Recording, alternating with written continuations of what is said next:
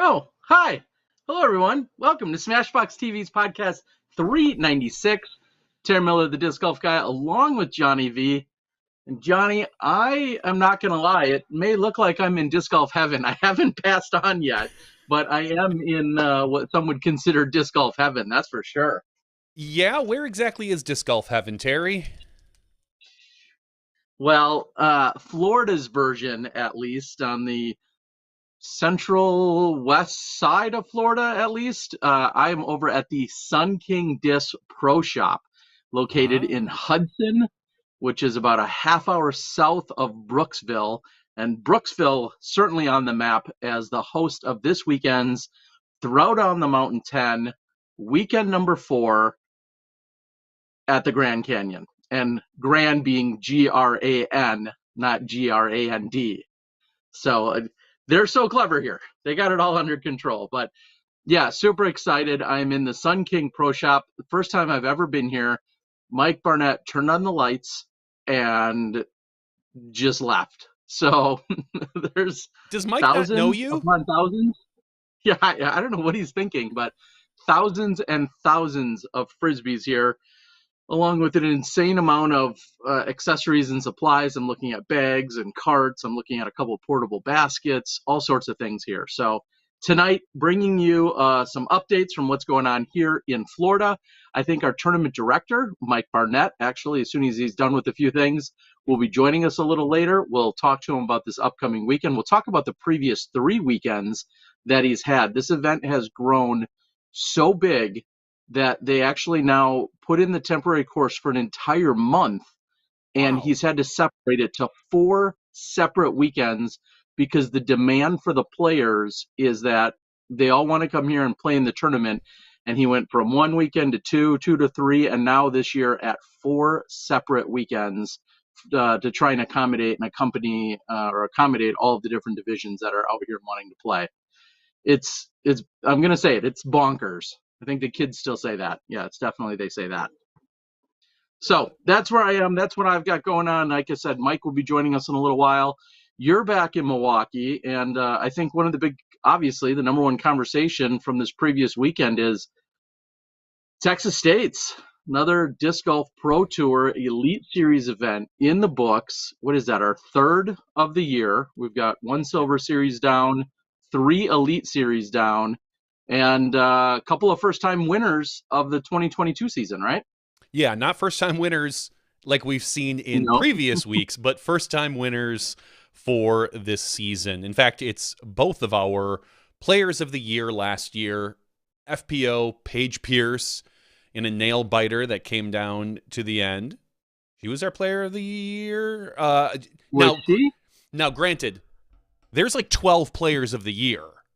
I know. I Depending, was just going to say, is this right there with who's rated the highest? I can literally just say, yeah, they were player of the year, and no one can question me because I'd be like, no, clearly, Somewhere no, they are. somewhere they are. And Ricky Wysocki Yeah. was the MPO. I think honestly, I think Kat was player of the year for PDGA, and Paige was player of the year for DGPT. I think this is how it worked. I'm not 100% sure on those things, but who knows? I will say, No one in can all fact fairness, check me. you are absolutely right. It doesn't exist. No one can fact check me. Sorry. Because you know what I'll say? I named them the Smashbox Player of the Year, so eat it. There you go. There you go. That makes perfect sense. That is a good call on your part. And you're right that it's now, and I know I kind of took my jab last week. It's impossible to keep up with what ranking or what one you put the most stock into, whether it's the UDisc ranking, a Pro Tour ranking, a PDGA ranking, or a PDGA World ranking. Statmando, I think, has their new rankings. Everybody has a set of rankings and ratings out there. And I think it's Ultra World, I believe, right? So it's only going to continue to muddy the water as to, who's are officially the Yeah. best. Well, mine. But Whatever whatever. I say is probably the best. At any rate, some of these people are really good. I think that's a fair statement. That is a fair statement. I will go along with your comment about the fact checking. I, again, very short time already here in Florida today, walking around on the property, and there's a number of individuals that that walked up and were very, very kind and gracious. One in particular who wanted to support us financially stated that he likes that we're pretty much well, he says we're neutral, and I don't know if that's entirely true, but we are. He like said we he just does like how factual we are. like we just coast. We're in neutral. We don't care. We just kind of throw her in neutral and let her go down a hill.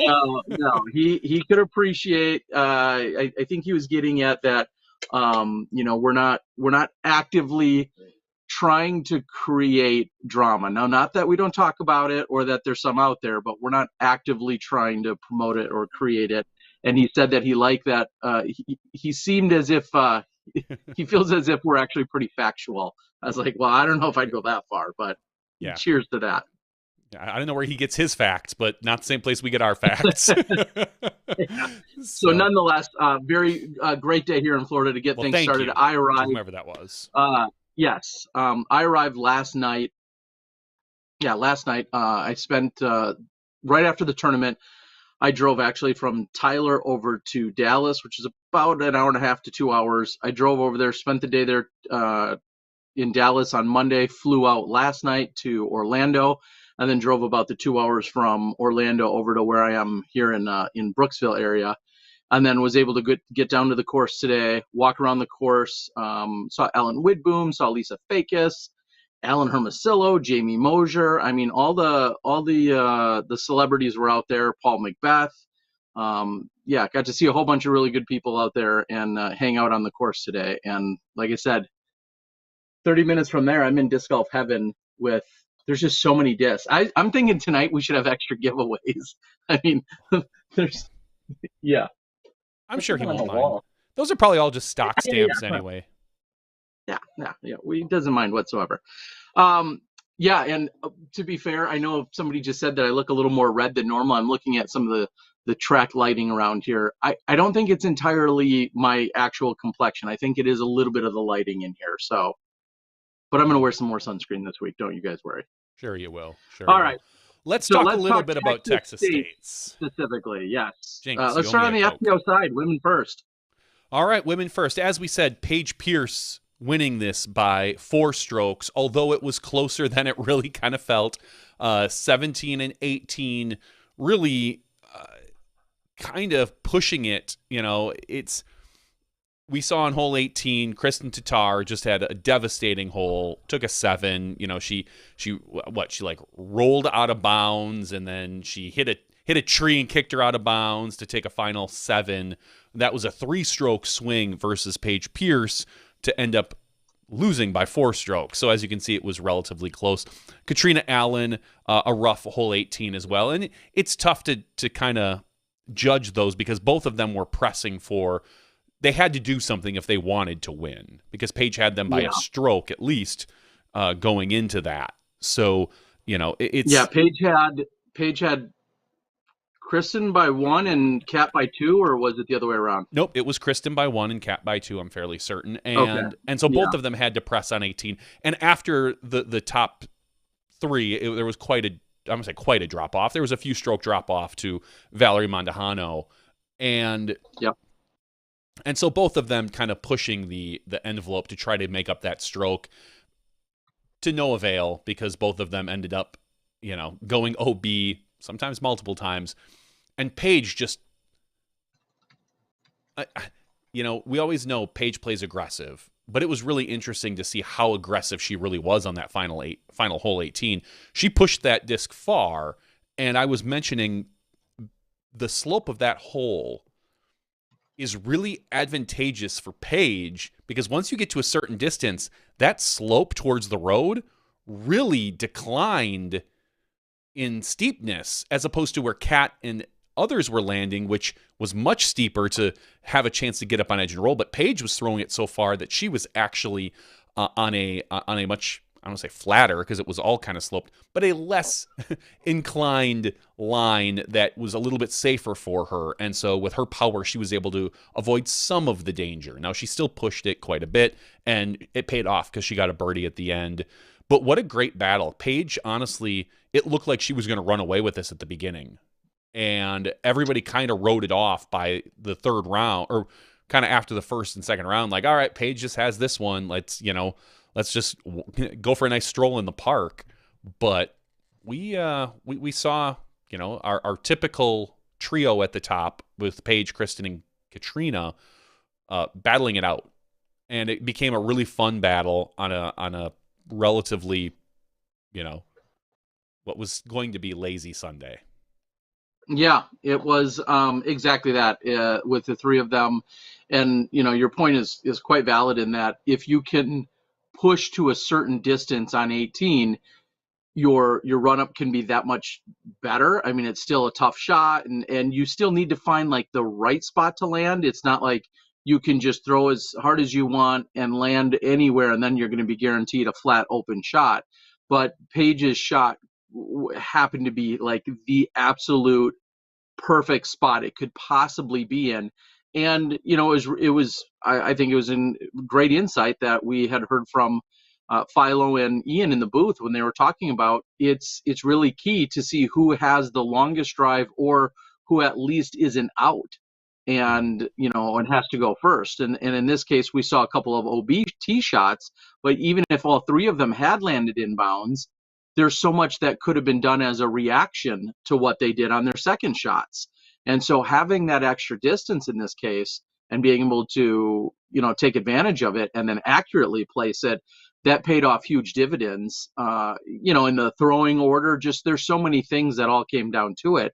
And as everyone has said, I mean, it was a legitimate nail biter. It was absolutely incredible. And as always,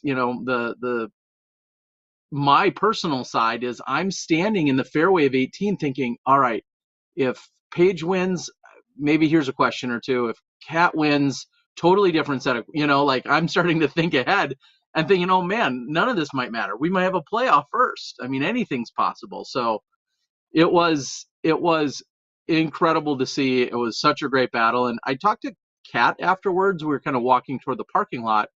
She's like, I feel great about my play. I'm not disappointed. It was a good weekend of golf. I mean, I'm paraphrasing, but it was a good weekend of golf, and I couldn't agree with her more. I mean, she battled, Kristen battled, Paige battled, and when it was all said and done, Paige came out on top of this one. And we all know, the wind blows a different way, and we have a different winner. Honestly, the way that I was just gonna say, what did they say? You run it back. You run it back in poker another 10 times, we might have 4 or 5 other outcomes. Mm-hmm. So it was really cool to see. And again, hard fought battle. I think maybe what's really interesting is that to think that this is, think of the momentum in which Kat is in and Valerie, for instance, and in the wins that they've collected already and how their successes so far this year. And Kristen's always been on the podium and won at the Memorial. Paige had a second and a I think, second and a sixth so far. So to see her pick up her first of the year, nothing for nothing. They don't come as easy as they used to, so to speak. I got a kick out of it because those of you obviously are regular Smashies who were listening last week. I made the postulation like, well, has Paige gone soft, now with all this other stuff she's doing? Is the competition catching up to her? And then she comes out on like the first round and is smacking the course down at a 9 under, winning by, leading by like 4 or 5 strokes or something. 4 or 5, yeah. 4 or 5 strokes. So I did get a kick out of that because clearly, as I said, it was really just sports talk radio. And what I really felt was that the division was just catching up to her. But after that first round, it didn't look like that. It looked like Paige came to play. And clearly she won, but it was definitely a gosh, it was so much fun to watch. I would say the only downside, a lot of people complained about the look of the course. I'm not so much I don't really care that much about the look of the course, to be honest, as long as the course is fair and plays well. I just didn't like the course flow. There could have been some changes there, I felt. And just some of those I think a lot of people agree. Like some of those holes are too close to each other. Having to wait while another group tees off because their tee is too close. The course itself, if you individually look at the holes, I felt like they were really good, other than hole 1. It's a really dumb green. It's the worst thing I've ever seen. Other than that, it's the course, every hole, the shape, for the most part was pretty good, I felt. So Here's what I will say, and I couldn't agree more. I was a little frustrated myself, and I'm just a media guy. With regard to the flow, I think it's worth clarifying. The players waited and had to wait for some of those holes ahead of them. And I think of hole 10 to 11, perfect example. An errant hyzer shot on 10's tee blindly hits somebody in the back of the head on 11's tee. An errant shot on 14 could hit someone on 15. An errant shot on 17 could maybe hit somebody on 15. Anyway, all of those scenarios are if errant shots happen. mm-hmm. And I know we're expecting the best of the best, and rarely did we see that, but it was more of a precaution. At no point did I personally, now granted, I'm usually with the top cards, at no point did I see an errant shot from 10 get near the tee of 11, but I'm also watching the top cards. I guarantee you at some point there was someone, though, that did throw on 10 that did almost hit someone on 11 if they hadn't waited for them to clear. And so I guess the long-winded thing I'm saying is, if perfect shots are thrown, that flow isn't an issue, but nobody also wants to risk that either, because if a subpar shot does get thrown, that's when it was going to actually affect some of the other holes. And so I think, we're not going to get an argument out of anyone that says some of that flow was a little bit frustrating for that reason. And the holes themselves might play great and look good on paper, but when the reality was you're waiting for somebody else to clear on the hole ahead of you, simply as a precaution, then yeah, you wish things were stretched out just a little bit more. And you think, there's 3 courses, as they kept saying, on that property, and there's, I don't know if there's 100 or 200 acres or whatever it is. It would have been nice to see just a little bit more spread in some of those scenarios, so we weren't waiting on other holes. But you're right. Like the holes themselves, I agree, a lot of people liked. Now, I will specifically get into the aesthetics. I know Ledgestone has a hole, out at Eureka. We've been near the volleyball court, the sand volleyball court one year. We throw around the water tower is kind of a staple of the Eureka course. The baseball There's diamond. The baseball diamond hole, hole 5. I know we've grown accustomed to them, at least at that elite level event and that Worlds and everything else that we've seen. I'd actually refer to exactly what I just said, or revert to what I just said a minute ago. It's like 18 is a cool shape and is a cool looking hole. It just, there is something that feels funny about, hey, we're still playing around the back of a baseball diamond. And I can understand how somebody could say, hey, it feels like disc golf's an afterthought. How big and professional are you if you're playing around the back of a baseball diamond? I can understand that argument. Now, we all know as diehard disc golfers, the hole itself was incredible, and I think it did everything it was meant to do.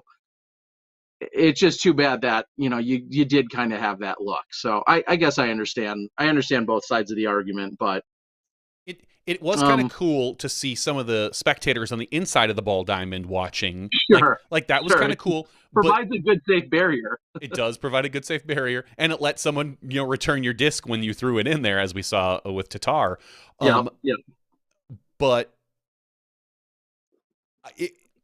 I think it would be different if that outside of the fence, and I know this would probably never happen, was lined with like an ivy, so you couldn't really see through the fence. So totally. So it looked more like a natural wall. But again, that's totally. That's a totally different story. Yeah, even if it is playing around a baseball diamond, if it doesn't feel like a baseball diamond, And again, maybe it's because of my decrepit age that I feel like we should be happy to get what we get.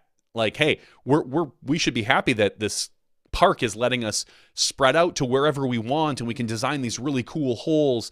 Maybe it's an old school type of thinking, because I hear a lot of people now, and I look at them and be like, you guys are spoiled, say, well, no, we should have dedicated areas just for disc golf, and otherwise they're not elite enough. And I'm still under the oh, cool. I got ice cream. Oh, it had sprinkles on it. I don't like sprinkles.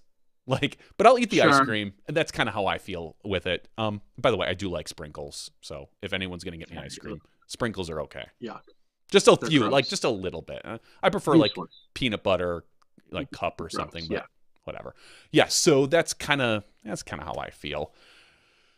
Yeah. Anyway, and again, this is we all know this is no disrespect to Tyler and the Rose City Club and Greg Oh, gosh, Barsby. no. I mean, but I think these are legitimate conversations, as a civil adult that we can all have. And I can understand both sides of the argument about, what the whole provided and what space was available. And I can also understand the sheer aesthetics and the argument along those lines.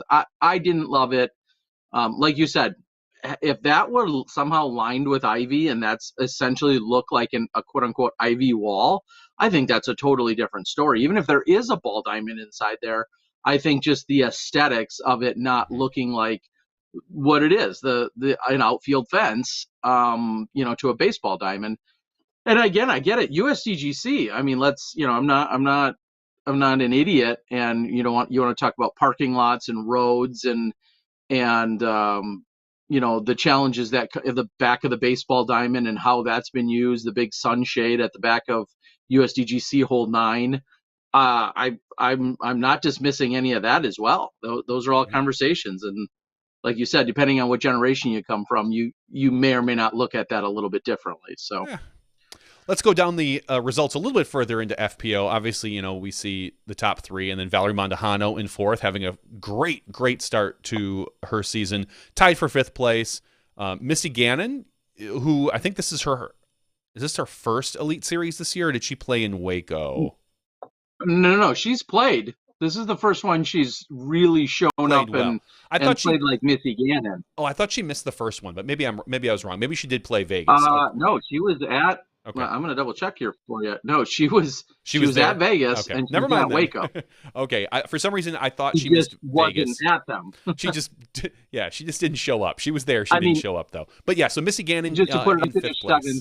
She did finish 7th at Las Vegas, and she finished 12th at Waco. So she was there. She just, she wasn't far up near the top as we would have maybe expected. That's all. Certainly. Owen Scoggins, who again has had a really good start to the year, she seems to always be, right on that leader chase card, and still one of my favorite people to cover. We got a great shot of her and her, I think it's her husband, and they were kind of snugly. Nothing. Yeah, and she at one point she like reaches over to his stomach and like kind of feels his belly, and then like she looks at him and squeezes it like a little, and she kind of laughs and he laughs. It was just this little great interaction that we had with Owen and him. It was pretty great. 7th place, Hannah Blomroos. So we've got our second European in 7th place behind Kristen, who tied for 2nd. Kat Murch, who has again had a really good start to this season. She throws a mile. She usually putts decent, and so this is her kind of starting to come of age. A lot of times you hear about the third year in football, it's always the third year wide receivers that are the ones that are the breakouts, and maybe this is her third year wide receiver year where we're going to start seeing her crest these top 5s coming up. Maria Oliva, she finished 4th at Waco, which is but did so because of her last day. Go on. Maria Oliva in 8th, and then tied for 10th, Jessica Weiss and Kona Star Panis. So, and I know Kona has kind of taken a little bit of a beating the last couple weeks at some of these events, and her getting used to her bag and this big contract we've talked about. But it's good to see her. She looked like, I felt so bad. We all did in the control room because she's having this phenomenal final round. And at one point, let me look, she was, oh God, she was a couple down at one point and just kind of making a push. And then the camera shows up, and she throws into the woods on the left, and then she whacks a tree on her outshot, and she ends up taking a 6. And we all joke about it in the control room. It's the curse of the camera, because when that, I think maybe Philo or maybe it was Christine Jennings that was talking about it. Obviously, as she was doing the commentary, you're shooting well compared to the field when suddenly that random camera shows up for somebody, and you probably know it's you. And whether or not that made any difference, I don't know. I always am, again, a little bit more on the ruthless side when I say, sorry, everybody, you have to suck it up. It's bothered some people in the past. They're in this groove, and then suddenly now they've got a camera on them. But that's what we're here for. Honestly, that's what everybody wants. You all want to be featured. You all want to be on those lead cards to get that footage. So when a camera shows up, hopefully that wasn't a direct relation. Hopefully it was just we caught her at that tough hole, because it is a tough hole. But she did go on to maybe that was second round she had done. I'm sorry, I was looking at the wrong round. But anyway, Kona Star Panis, yes, we caught her on that where she took a 7. I'm sorry, she took a 7 on hole 15 after she was 1, 2, 3, 4, 5, 6 under par, and then we leave. The camera kind of bails off, and then she gets 2 more birdies right after we leave. What do you do? But either way, taking 10th place and finishing very well. So hopefully this is the start of a mini push for Kona to kind of, not that she has to prove herself, but I know she wants to prove herself to herself. Yeah. Yeah, and not to, I mean, clearly she went on to, to finish strong as she did. Henna, when it was all said and done, actually had the hottest round just by a single stroke over Kona's. And I know, Kona had that major hiccup there, but Henna ultimately had the 61, which was the hottest round on Sunday's final round. So congrats to her. Her counterpart in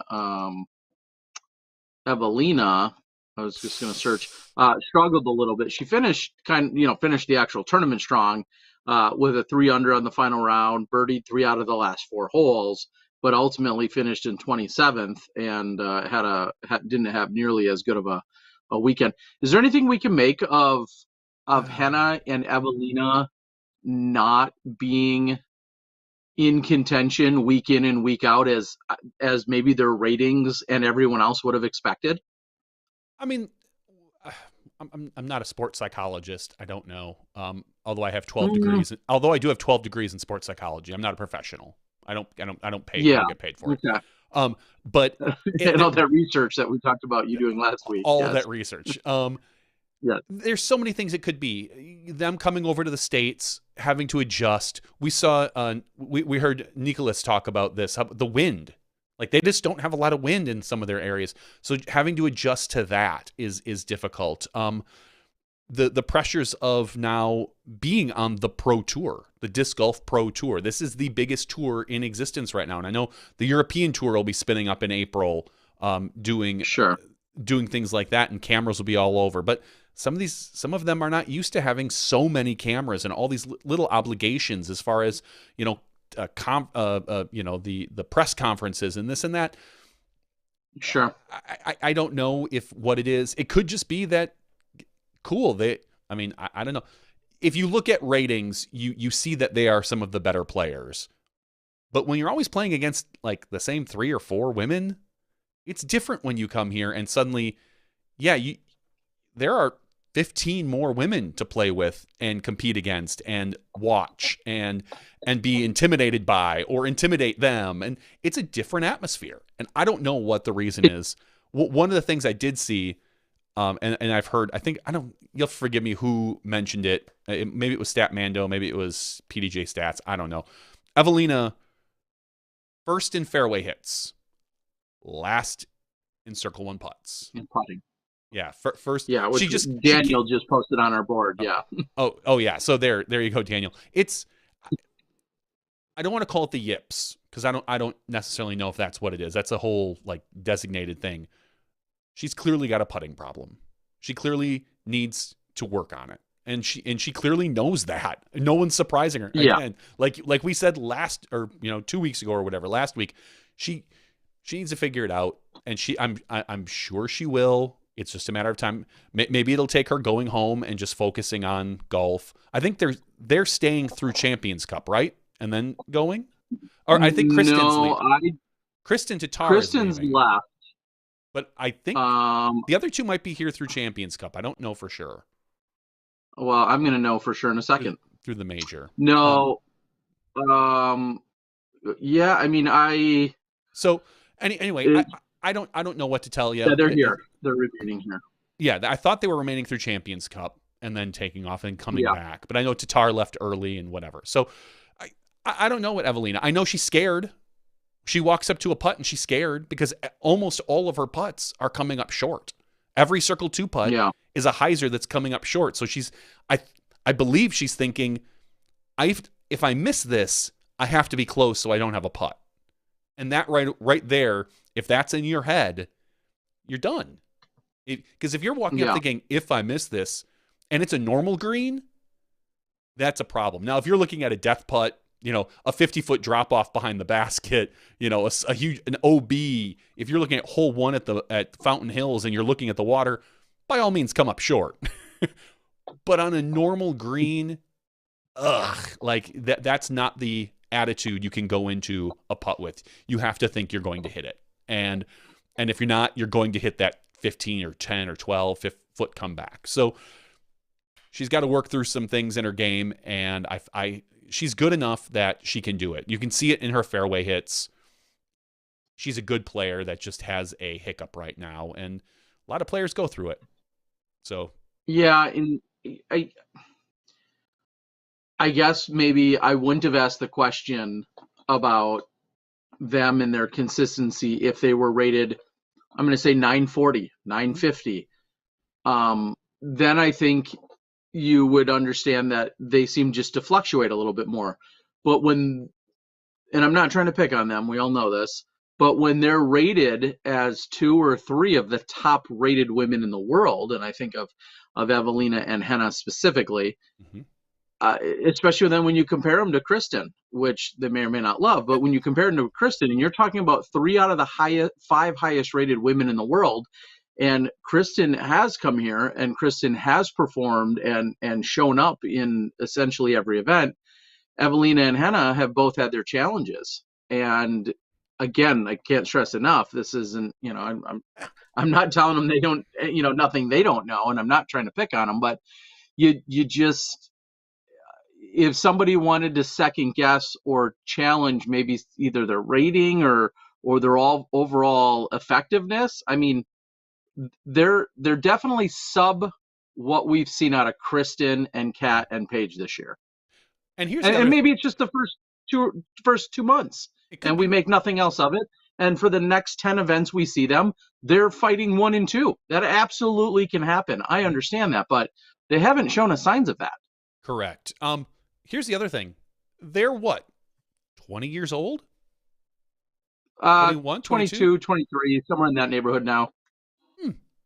2 young 22-year-olds coming to America for the first time? Maybe their mind Not the is first. But... Well, I mean, being able to tour for the first time. They've come here, but they haven't done like a full tour before like we have. They've usually come for an event or 2 and then they fly out and back. I know they'd wanted to the year of the pandemic, but they only got like 2 weeks in and had to leave. Maybe their mind isn't fully on disc golf. I don't know. Maybe and it's their job. Finished. I think it is. It probably is. You're right. It probably is. Golfers. There is nothing. There is nothing else they're worried about other than I'm just saying, crushing. If they were having fun going to amusement parks on their off days and doing other things, I have a hard time blaming them. I would have a hard time blaming them but the problem is you still need to get your job done. And if something like that were to be interrupting them, then you have an issue. I don't believe that's the case, but I mean, maybe they're out drinking all night. I don't know. Let's just start that rumor. Let's just assume. Hey, listen, that's what we did when we were in our 20s, and look how we ended up. Yeah, but we weren't anywhere near the top of the game, nor did anyone care what we were doing, thankfully. Okay, you're okay. You might be right there. You might be right. All right, let's move on to the MPO. Yeah. This one was another nail biter, another close, very, very close contest, so to speak. We had Ricky and Kelvin and Greg Barsby basically fighting for the top 3 spots. Greg was really pushing his way to be in it. He was only down by, I think, 2 strokes to the leader at one point. I don't know if he ever got within 1. It was close, though. And then he just kind of missed a putt or 2 on 16, and he just couldn't. At that point, it was over. He couldn't keep up with the other two guys. It was just too far out. Ricky and Calvin came down to the 18th hole where Ricky was up by a stroke. He was at, at the time he was at 28 under. Calvin was 27 under. And one of them had to birdie it. If Ricky birdied it, odds are he's winning. And if Calvin birdies it, then at least he has a chance and Ricky has to. Well, they both birdied it. So Ricky walks away with the win. Calvin walks away with second place. It just another great battle, and it came down to little things. I mean, Calvin had 2 bogeys in that final round. And that's really that was the breaker right there. That was the problem. That was the difference between first and second place. I know Calvin missed a putt or 2. Ricky didn't. Ricky doesn't miss putts apparently in Texas. Yeah. Did you see that stat? In the last 2 years of the Texas state of Texas states, he's missed 1 circle, 1 putt in the last 2. Yeah, out of like 86 attempts. Yeah, basically out of think of all the circle 1 putts he's had in the last 2 years of Texas states, and he's missed 1. That's dumb. Yeah. I'm sorry. That is ridiculous. I literally want to knock a disc out of his hand when he's putting just to make him miss another one. Like you can't make them all. Yeah. And you have to wonder, I mean, if somebody really wanted to get into it, they could go probably find the one that he did miss. It wouldn't actually take that long. It's probably on some footage somewhere. It's got to be on UDisc. It was probably obstructed. What? It's on UDisc somewhere. Yeah, there you go. Yeah. Exactly. You could find it. Was it obstructed? Was it uphill? Was it, at 32 and a half inches or something like that? I mean, it doesn't really matter, but you'd have to. Now I do really want to know where that one miss is. We'll dig it up, and next time he's on the show, we'll show it to him. Hey, Rick, exactly. That's a good call. That'll be a secret thing. Like all the Smashies will know. Don't tell Rick, but we'll show it to him and we'll say, "What was this putt?" And it'll just be a little miss, and he'll be like, "I don't know." He's like, "The 1 putt you missed, dummy." Yeah. So nobody tell Rick. Nobody tell Rick. So Ricky Wysocki takes the win. Yes, and also for what it's worth, because we were a little uncertain how tonight was or wasn't going to go with timing and in the internet and everything else, we didn't necessarily line up an outside guest outside of Mike Barnett, who's going to join us in a little while. But I did reach out to Rick literally moments before the show actually started and explained all that to him. And I asked if there's anything he wanted the world to know. And if I get any updates or a response from his text, I will be sure to share it. But so we want everyone to know that, Rick and Paige, who are somewhat regulars on the show, just know that they're in no way slighted by not being here. It's just they win all the time or often. So having them after every single victory would eventually wear out the internet or our internets or something. Ricky missed. But if he does have anything, I'll share it. Ricky missed the circle 1 putt on hole 3, round 1. Hole 3, round 1 of last year. No, of this year. Okay. Oh, this year. Yeah. Hole 3 down. Okay, yeah, the downhill. Yeah. Huh. Yep. Yeah, and I was thinking that should have been a birdie. Mm-hmm. I even recall it. So there's that. All right, moving on past let's Ricky. Pull that up. Let's meme that. I mean, come on. Dude, you suck. What's up? You could have won by 2, you jerk. Can't you make them all? I mean, give me a break. Course designer Greg Barsby takes 3rd. That was I don't want to say a point of contention, but that was a talking point about, did he do well because he was the course designer? I'm going to say no. I said Greg. He did well because he's a 25-year veteran that plays good disc golf, and he's a world champion. That's why he did well. Yeah, exactly. Somebody did post on somewhere asking if there's somehow if it's unfair, and I couldn't disagree with that more. It's certainly not unfair whatsoever. I know we talked last week about how common it was, but it's not unfair by any means. If all the shots were giant forehand hyzers around things, I would question his design skills and be like, it's really weird that you're throwing a lot of things that, you just forehanders and lefties can get Greg, and he'd be like, I don't know.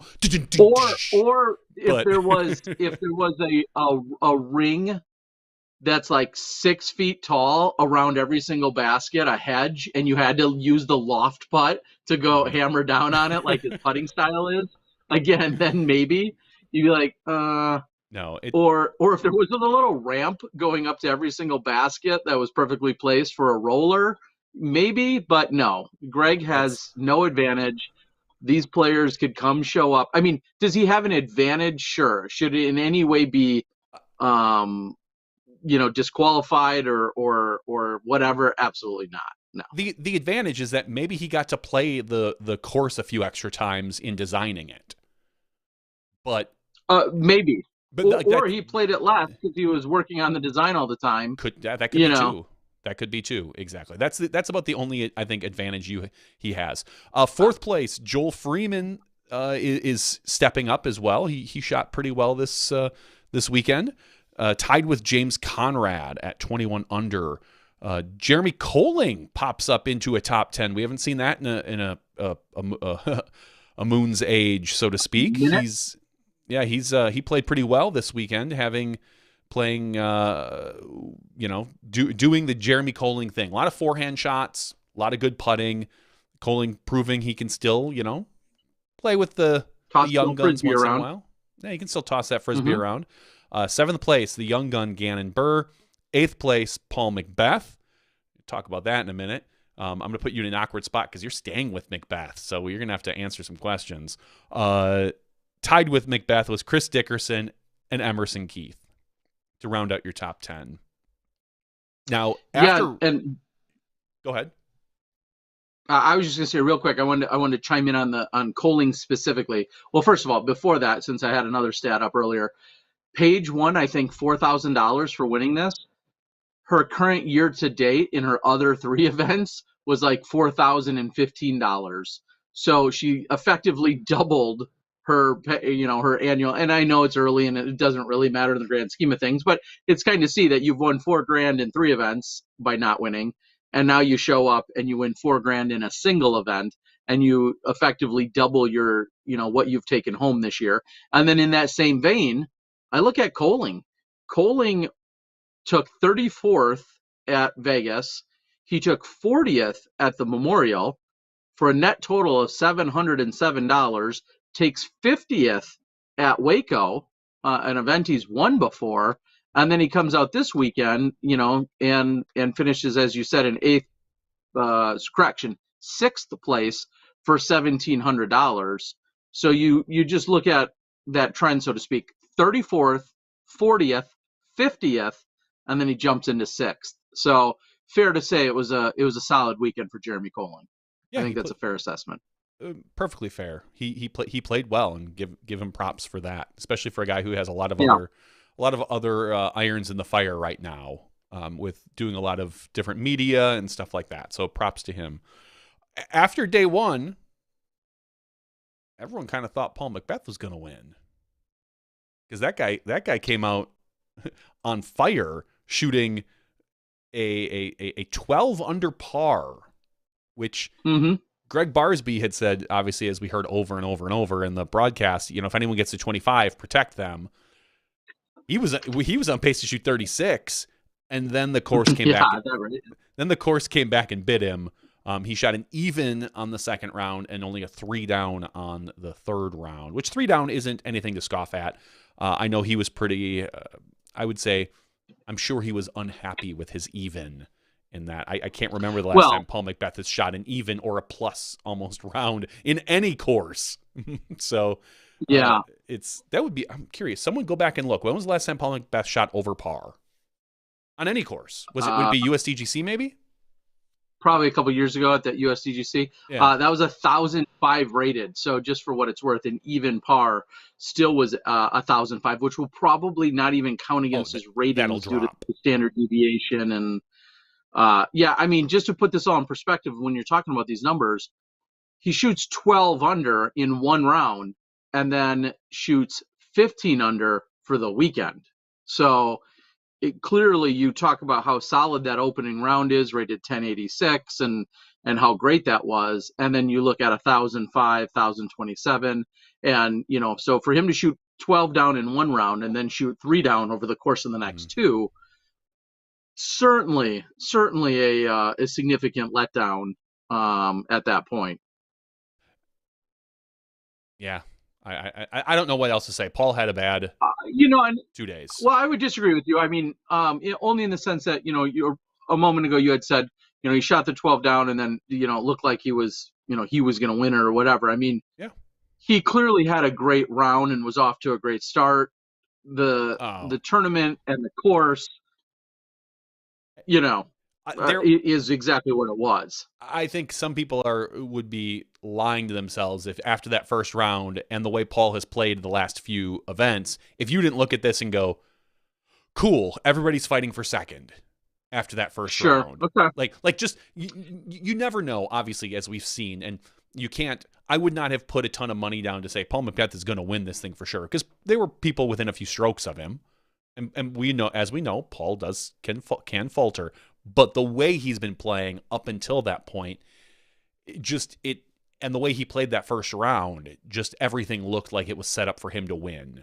So whether it was going to be by 1 or by 15, I didn't know. But I would have put, I wouldn't have put money down, but maybe a disc. I put a disc down and said, I think Paul's probably got this one. But clearly, that's not what happened. The course got him, kind of bit him. And he fell back down to earth rather hard. So, but still, top 10 finish, nothing to scoff at in today's field sizes. Because we see, we're going to call some people out. I think they cashed, I think 53rd was cash, something like that. So we see some players who didn't cash, like your Matt Bell and Andrew Fish, Ben Calloway, Ezra Aderhold. Yeah, Linus. Rated 1035. Just some really, really good players. Bradley Williams, who almost wins every Texas event practically, didn't even cash in Texas. That could be a stat to go back and look at. When was the last time he didn't cash in Texas? Double G on a course that I felt wasn't extremely wooded.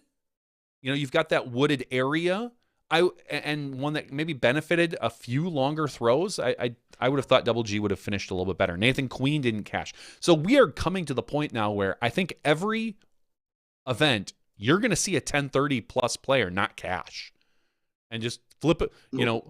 Draw a name out of a hat, because it's probably going to be somebody with the way that these fields are tightening up in these courses, and everybody taking this very seriously.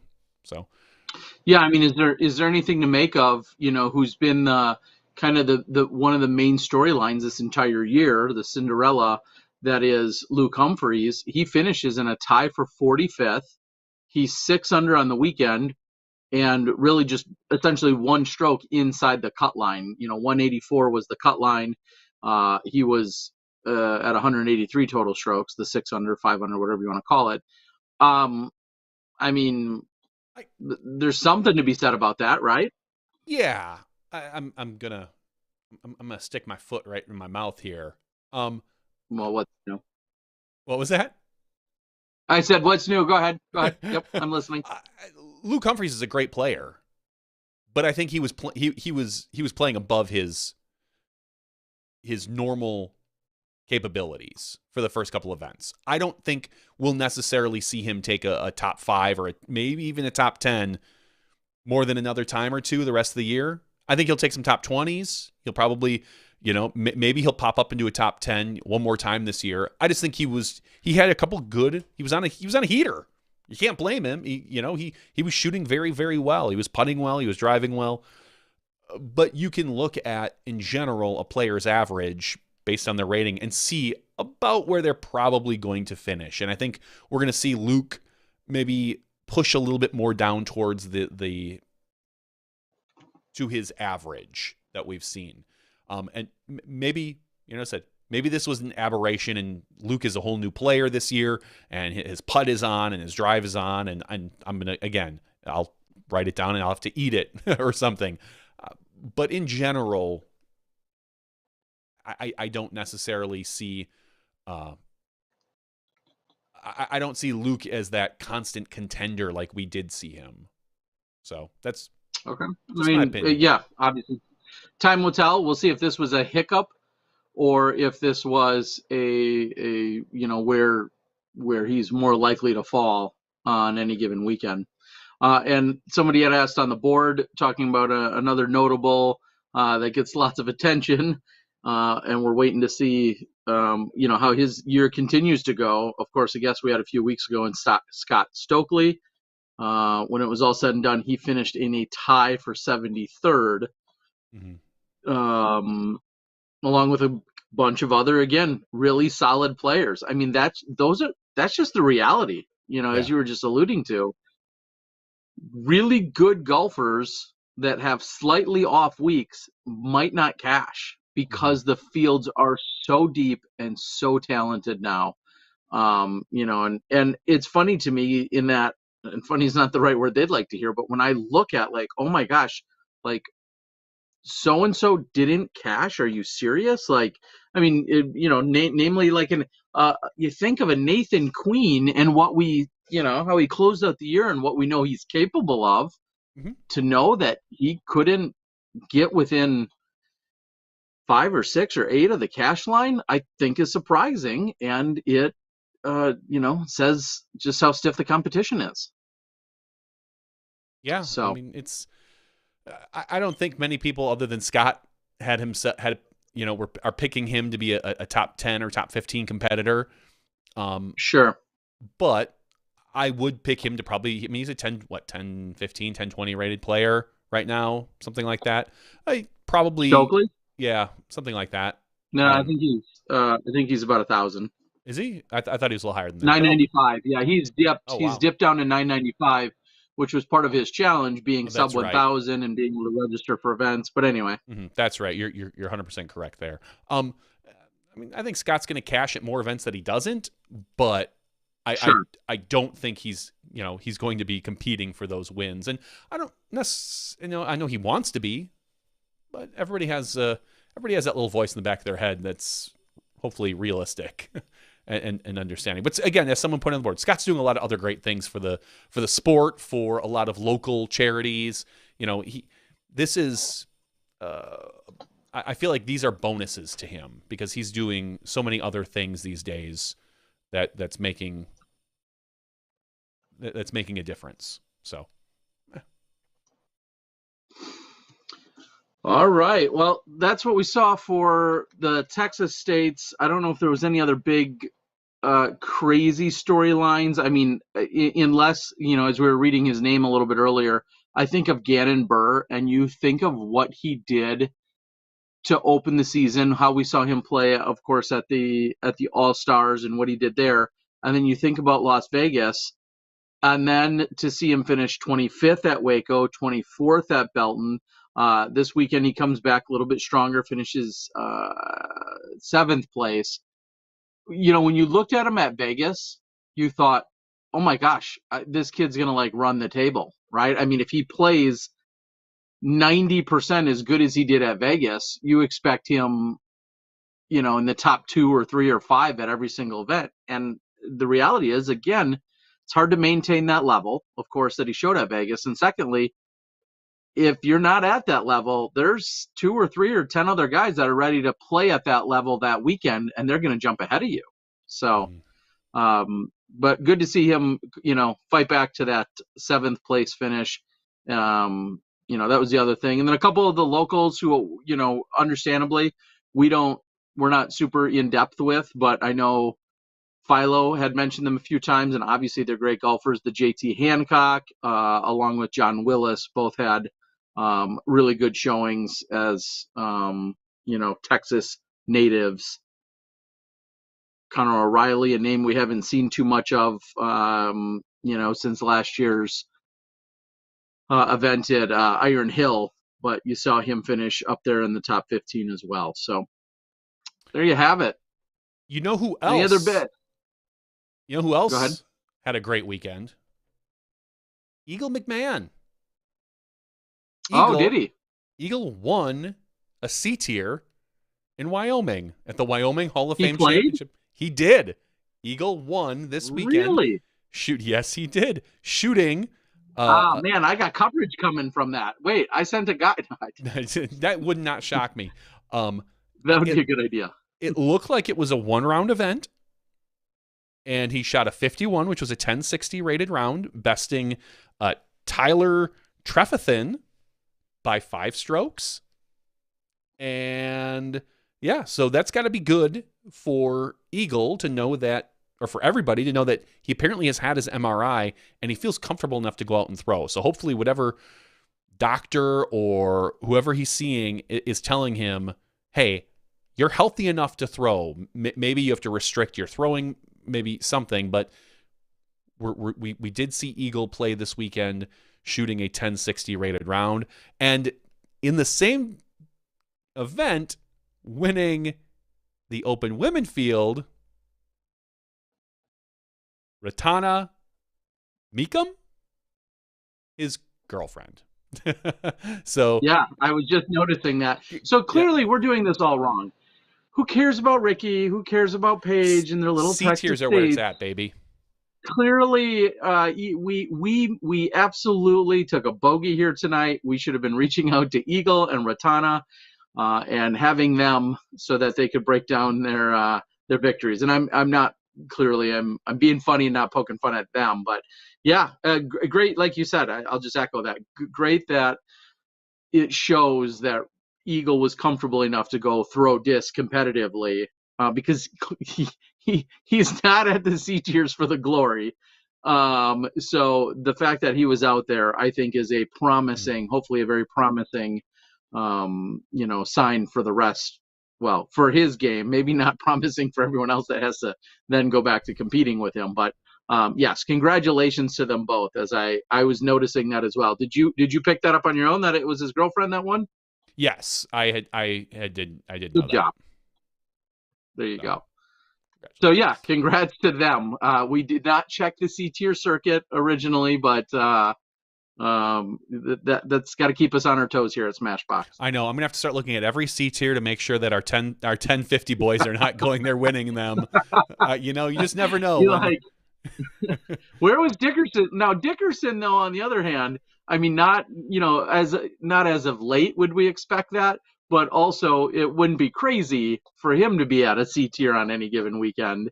When the tour is not in an area that he's traveled to, then we'd believe it. But Eagle not as often. That's for sure.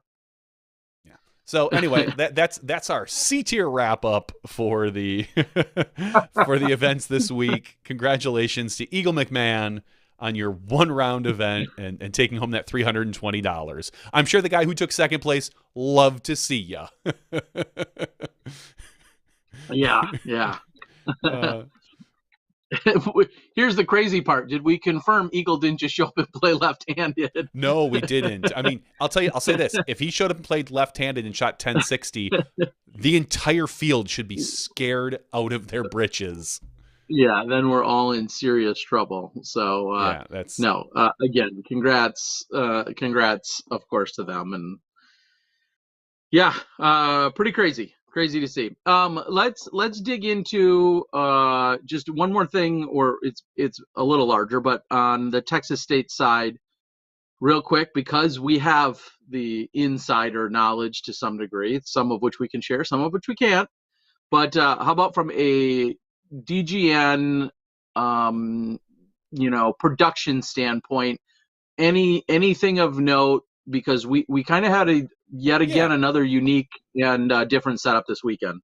Sure, it feels like every week is a unique setup these days. But we're starting to hammer that down. For those of you that don't know, I, as I'm the tech guru behind most of the broadcast, took everything that we had in our studio and have now virtualized it up in the cloud so that we can have our production people coming from all over the world. It's really all over the country, but in theory, all over the world. Wait, does that mean Snoop Dogg has land next to us? I think so. Yeah, is we're in the metaverse. Virtual space next to us. Is Snoop Dogg watching in the metaverse? That's what I want to know. He might be. I can't say for certain. I Okay. can't say a lot of things about Snoop Dogg for certain, but yeah. So everything is virtualized. We all remote into these computers, so like you would at your office, whatever. We remote in. We take care of everything there, and then you can be anywhere. So Mo's in Rhode Island. I forget exactly where Tosi is, somewhere on the East Coast. Gary and I are here in Milwaukee, so we're in a studio, but we're actually using different computers that are remote. We did a bunch of upgrades this weekend. Ian and Philo and Christine Jennings came into town and were in the room next to us, but yet they were technically set up remotely. And things are coming together. In fact, we did a bunch of upgrades and a bunch of moves. So you may have noticed a little bit of glitchiness with the Disc Golf Network version versus the YouTube on Sunday, because one of our little settings had got changed with this big upgrade. We found it, we changed it back, and now hopefully we won't see that little. It's that one glitch where it like automatically rewinds like 30 seconds or something, and you watch something again, and then you're good for 5 or 10 minutes. Then it kind of bounces, whatever. Anyway, we understand, we got it solved. It was a little upgrade thing, but yeah. So we are now officially virtual, and everybody can do anything from wherever. We are still going to kind of get together for some of the big major events. So we're all here in Milwaukee. Champions Cup is one of them. Worlds probably, maybe European Open. Probably disc golf finale or things like that, but in theory, it's saving the Disc Golf Network travel expenses. This weekend will be the same way. For the upcoming MCO event, the Music City Open, Charlie Eisenhood will be doing it with Brian Earhart, and I don't know who the FPO commentator is. I don't know if it's going to be Christine or not. I haven't looked, or if it's Elaine King or... Oh, you tell me that, Terry. I think Nate Perkins will be on the ground, but everybody will be dialing in remotely. So you might get a little bit of that, like Terry and I have here. Every once in a while, we'll step on each other's toes because there's just a hair of a sync that's off when you do this stuff remotely, like any Zoom meeting. But it's really cool. It's a very cool concept. We're actually very cutting edge in sports in general, but for sure for disc golf, we are pushing boundaries that other sports are not even there yet, which is really cool for me because I'm the one that's kind of clicking all the buttons and getting it set up. It's fun stuff for me. Yeah, and I'm going to spoil it for the world. This is a Smashbox exclusive that I don't think the world knows just yet. This week's MCO, you're going to be watching that live or post-produced. This week's MCO FPO color commentator, a new one, Zoe Andike. Wow, that's awesome. Yeah, so I'm looking at the chart, and I know this is all really public, but I'm looking at the chart. Charlie Eisenhood along with Brian Earhart, as you mentioned, and then Charlie Eisenhood along with Zoe Andike on the FPO side. So I can say I'm very exciting. Only slightly disappointed that it's Zoe because I would rather have Owen Scoggins. But other than Owen, who's never done commentary, I'll take Zoe. She's going to be phenomenal. I think even Zoe would step down if Owen wanted to do commentary because everybody loves Owen and she's the funniest woman in the planet. So, yeah, well, yeah, so that's what you're going to see. It does not, I don't see an on-the-course commentator. That may or may not be the case. I don't see one on the actual schedule, so we'll see if they're going to have someone checking in or not. I do know that Nate Perkins, who often has performed that role, Nate Perkins is going to be right here in my neck of the woods at the Throwdown the Mountain. He's going to be competing this weekend, so it'll be great to see him compete. I know he had a couple of really solid rounds in Texas State, so we'll see if he brings some of that momentum over here as well. So pretty cool to see. Yeah, so this weekend we've got... that's what you're going to see from the MCO. Yep, we got MCO Silver Series. Some of the players that you're going to see there, Chris Dickerson, Adam Hammes, Kyle Klein, Kevin Jones, Linus, Nico, Mason Ford, Joel Freeman. We're not seeing some of the, our top tier players, our top four right now, which is probably Eagle, Ricky, Calvin, and Paul. None of them are playing. So, and I think they're kind of spreading out because I believe, as we said, Paul is going to be at Throwdown the Mountain, an event he has been at a few times and enjoys.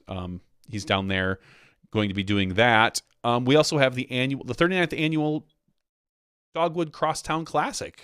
Something you and I played. What do we play, like the 15th one or something? Because we're old. Yeah, I was gonna say it would have been whatever was held in like 1999. I think was probably the year that we were there. 22 years and I don't ago, know, did we play in the Crosstown Classic? I think we played in a I don't different know. one. We might not have played the actual Crosstown Classic. I don't think we played the Crosstown. I'd have to think about it for a second, but we played in a different one. Yep. And that event has Andrew Fish, Matt Hammerstein, Evan Smith, Dan Hastings, Philip Bartholomew, Chris Conway. So you've got some players there. And then obviously where Terry's at this weekend, we've got the Sun King Throwdown the Mountain, where you've got the Paul Macbeth, Calvin Heimberg, Thomas Gilbert, Tim Barham. Thomas Gilbert, who pulled out of Texas State because I don't think he wasn't injured, but I think he was trying to avoid injury. He DNF'd. Something about the ground and the sand he didn't like, or something along those lines. Really? Yeah. I don't think I knew that. And that's interesting because tomorrow I think I might be doing some filming that will involve Thomas Gilbert and Calvin Heimberg and a couple of guys here as they're going to be practicing and playing in Florida. But I don't think I realized that.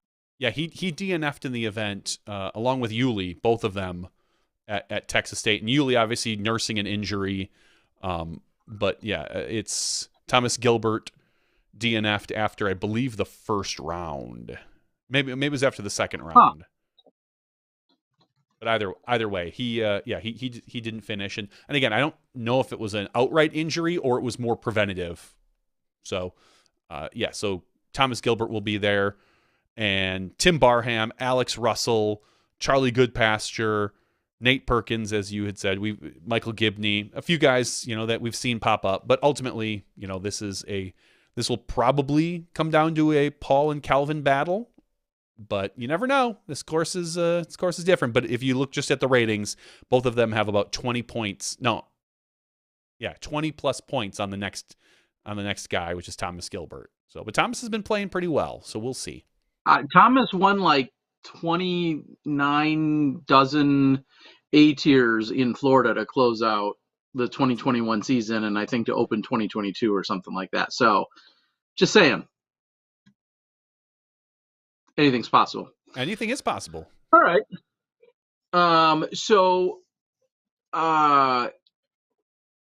Yeah, I was going all the way back to the whole production standpoint. Look forward to that on MCO. And I guess what really this brings up an additional point, as you were just mentioning, where some of the various players are. Clearly, we have Calvin and Paul and a bunch of other really good players here in Florida.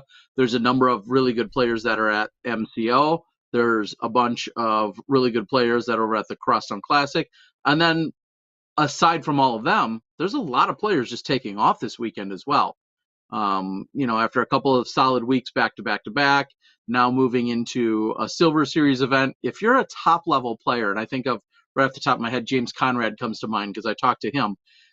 He doesn't, and he didn't say this, but he doesn't need to play somewhere. He's going to perform well enough throughout the year to secure himself a spot at the tour finale. And so some of the Silver Series events just don't necessarily interest him.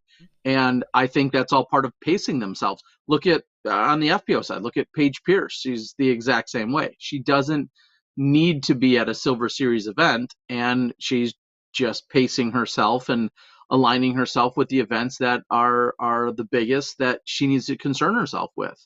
And that's also a great opportunity for a lot of our other players to turn around and then, I don't want to say make a name for themselves, but to step into a role and come out, victorious, and or just have a breakout weekend or event or whatever. Think to last year, we see a Deanne Carey jump into her win at Resistance, and Heather Young picking up her win at Mid-America. A few of these players that are contenders on any given weekend, but when the Silver Series rolls around, it's like, hey, somebody else can step up and step into onto the top of that podium. So yeah, anyway, it's It's interesting because we have such a diverse weekend and a lot of people doing a lot of different things. And then the weekend after, if we're jumping ahead, honestly, you look at the Open at Tallahassee. Fair or not, is I think that event is going to kick ass. I think it's going to be amazing. It's a great course. Dave and the crew do a phenomenal job. I was brought in on I think an exclusive talking about some of the ace pool and some of the things that can be won or given away. Like we're talking about like a $25,000 2022 Polaris Razor can be won by just hitting an ace. It's awesome. I think they're going to see a number of players skip it, and that's part of the schedule. That's the nature of the beast. They're going to skip playing a great course with a great tournament and a great staff, but they're right in front of the major. And clearly, every single one of the players that you've heard from has talked about the major that's around the corner, and that's where their sights are set. Understandably so. So, I don't know. Would you reassess or would you rethink running a large scale event the weekend before a major? You know, if we're seeing, or do you not concern yourself that you're not going to get the top 5 players in each division? I guess it depends. What I mean, would that change your mind? What is my goal as a tournament director? Is my goal to expand my event for future chance to be on the Silver Series or Pro Tour? If that's the case, then yes. Then I would completely second guess it, because it's going to be very difficult to elevate your event if a lot of the top pros are skipping it. Because you want to draw at least your good regional pros. If my goal is just to run a good event year after year, and I really don't necessarily ever see myself getting on the Silver Series or the Pro Tour event, then I've got no problem running one, because I don't really care if I don't get those top guys. As a Silver Series, you know, if someone handed me a Silver Series event and said, you know, we would like you to run it the weekend before a major, I mean, I guess I wouldn't have an issue with that, knowing that if you're already a Silver Series, you probably have a pretty established history, and maybe this is just a 1-year kind of thing. I don't know. There's so many scenarios, it would be difficult to say, but yeah, it all depends on what you want out of the event. And as a tournament director, you know, are you trying to get rich, which is what all the tournament directors are doing? Yeah, right? I mean that's why I retired into media, is because I made so much money running tournaments. So much money running tournaments. I got bored with it. I mean, that's what Barnett is literally out. Just like I think he's at his other pro shop. He's on a yacht. He's on a yacht. That's why he's left all these frisbees here, because he's out on a yacht. I mean, for God's sakes. Yeah. It's like, I don't even care about all those frisbees. I'm on a yacht. I'm on a boat. Yeah. So yeah, no, exactly. In general, obviously, what do you want out of the event? Why are you running it? You know, there's so many different scenarios, but yeah, I mean, you have to expect that. There's other times of the year when you're going to see that. Are you running a big event when everyone's over in Europe? Are you running a big event the weekend before everyone, like the weekend people fly over to Europe? These are things we saw the D-Glow have that issue a couple times, where they were right on that cusp where some players just decided to skip it because they were going to take that extra week and go over to Europe. You know, there's very rarely, you know, unless you're an actual Elite Series event, are you not going to run into probably some sort of conflict? Yeah. Well, those are, you know, again, those are the opportunities, whether you have the highest rated, most elite level players there or not. Those are the opportunities that, you know, some of the, I don't want to call them the mid-level players, but the next step, or for someone to go out and make their mark and make their presence known, is to, you know, show up and win at the Silver Series level, or whatever, you know, big A tier is taking place. It doesn't just have to be Silver Series, but yeah, we shall see. All right. I think that's about it in the world of Texas states when it's all said and done. It'll be interesting to see, with the fact that this is an event that moves and rotates and it truly is handed off to other clubs, other cities, it's kind of a bidding process. I guess that question then that's begs to be asked is, by any form of default, does it or does it not rejoin and be again on the Pro Tour next year? Because the Pro Tour knew that what they were getting this year. They're getting Steve Story, his crew, and they're getting Lindsey Park. Those were all known. And maybe by now they already know they're getting blank TD at X course, next year, but that may or may not have the proven track record that was here this year. And I'm 100% speculating and postulating here, but does that mean that potentially we may not see a Texas State's on the tour next year? I mean, do you have a gut reaction to that? Possibly. Or an initial reaction? The spectator turnout looked worse than we've seen at the other Elite Series events. Didn't look like there was as many spectators. Sure. I wouldn't be shocked if Texas State weren't on the event list next year as an Elite Series. Or, would it? Here's a question. And wait, you would or wouldn't be shocked? I wouldn't be shocked if they were off. If they were off, okay. If they're off, but here's my next question: and I don't know enough about the Texas tour. Could Waco also be the Texas State Championship? Texas State's event? Could you technically combine that? Or I don't exactly know how that works with Texas State's. I know it's a rotating location, so I don't know if it ever rotates to Waco and you just combine that and say, cool, we're doing that. I don't know, but I do know that there's a lot of people and a lot of hubbub right now saying that maybe we're spending too much time in Texas. Maybe we, jump up to Oklahoma, go to, find a new location. The issue we have is that Stephen Story is a phenomenal tournament director. Like his staff, like they have their crap together. You can trust him. You could throw him basically 2 weeks notice, and he's going to put on a top tier event, and not bat an eye because he has a process and he has so much stuff together. Not that anyone would do that to the guy, but you could. That's how good he is. I don't know. Rotate Waco and Texas States every year. Maybe find a way to upgrade Belton 1 year. I don't know. Like it just feels, based on the spectator viewership that I saw on the course, it didn't feel like there was a lot of excitement for the Texas State's event, locally at least. And maybe that's just because where it's at. Tyler is X amount away from a large city. There's not a huge draw. It's I don't know. I mean, if you can only get, and I don't know the actual numbers, but we'll say 1,000 spectators or 500 spectators, and every other place is pulling in 2,500 spectators, that's a lot of money you're leaving on the table when you could go somewhere else.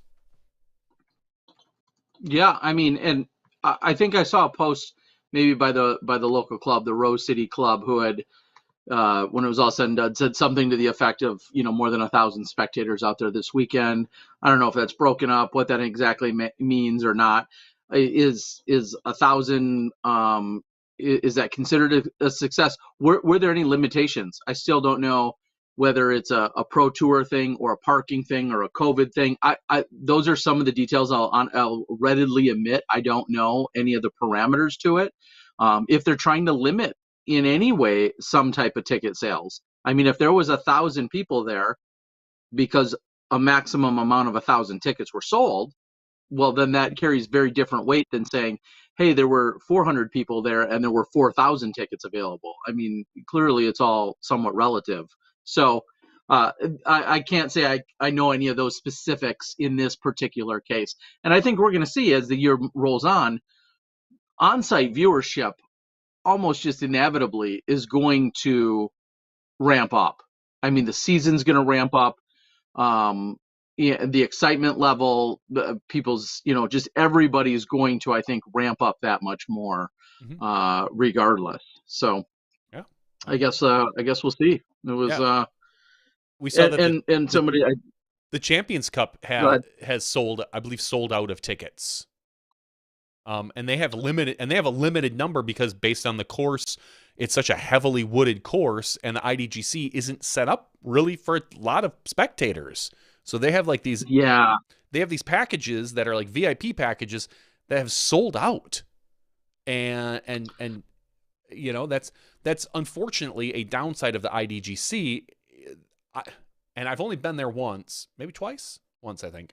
I can't think of a way you could configure that area to be able to accommodate 2,000 people. yeah. I mean, it's not so much the actual, I'll say, the entirety of the facility as it is the actual course. Yeah. Which I know kind of go hand in hand. But yeah, there's definitely going to be certain areas that just spectators are not going to be able to be allowed. Some of the fairways and whatnot. Now, I do like the spacing that's out there. I feel like, um, I'm unsure how they're handling it, to tell you the truth. But I'm excited to see, because when you have those fairways and you have the people out there that are in these kind of somewhat confined spaces throughout the rounds, it's going to have this very I don't want to say intimate feeling, but you're going to feel it. The presence is going to definitely be felt by a lot of those players, and yeah, it should be really exciting for sure. Yeah, it will be.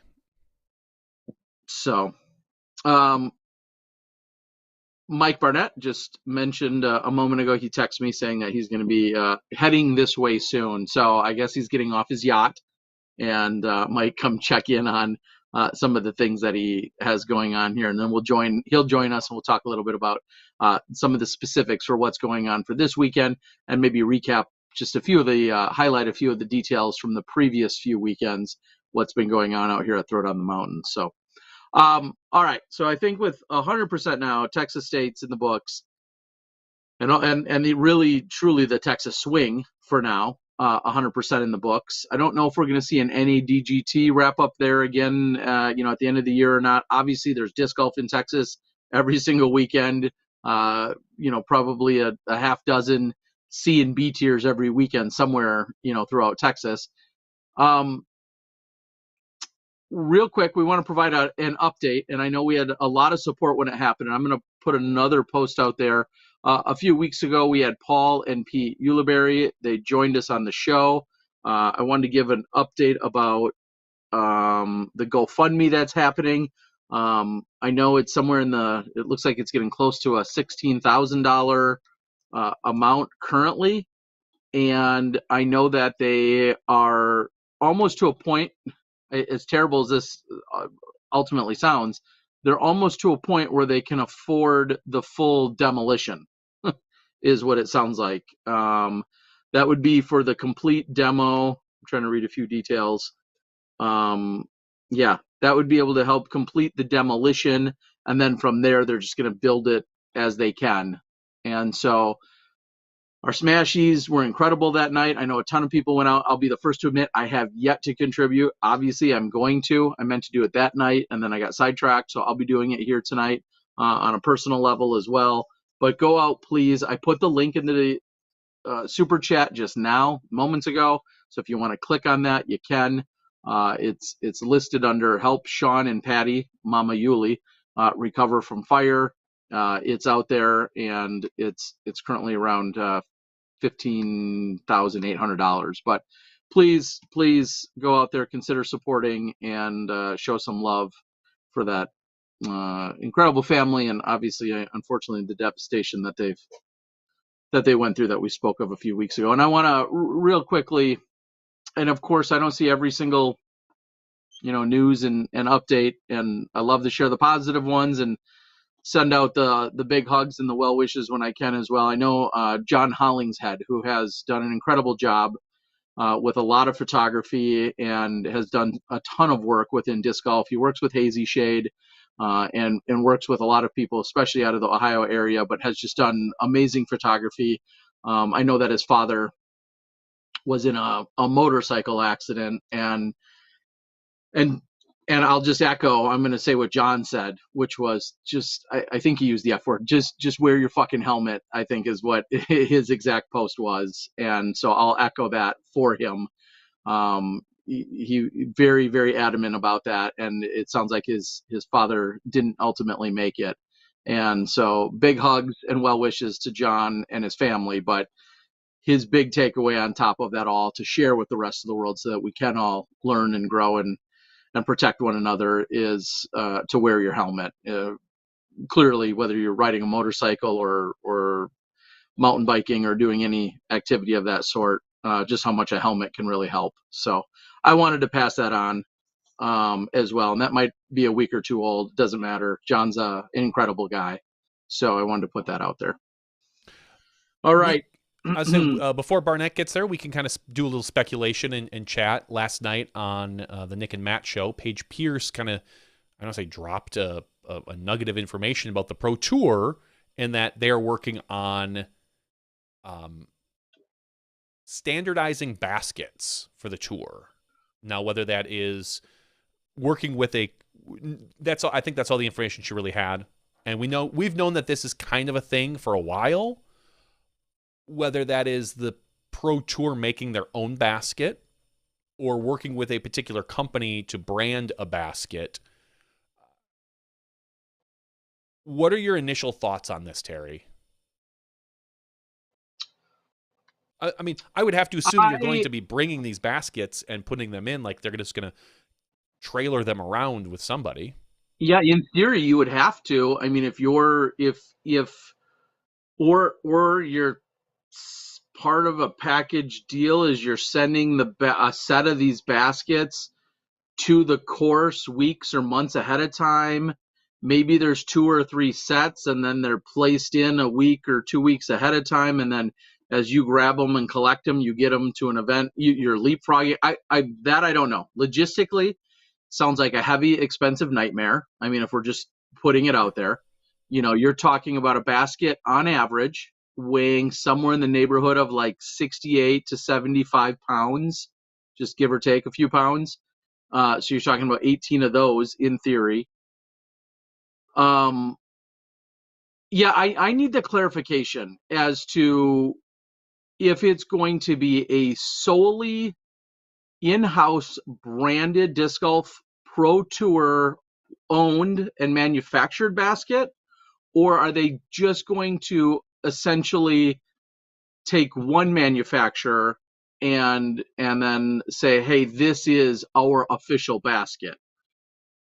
I mean, logistically, one is far more practical. If I'm just going to make up a name, if they're going to take Discraft's Chainstar Pro and make that the official disc golf basket, well, then Discraft could be sending out Chainstars on any given weekend to all these properties, and that's just the next set of baskets that course or that event installs.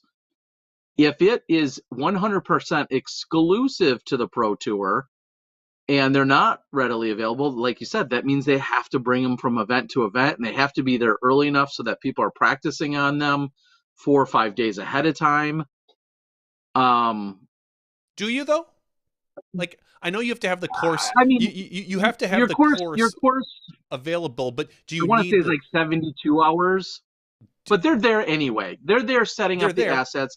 They're there putting up the OB ropes. Mm-hmm. They're there anyway.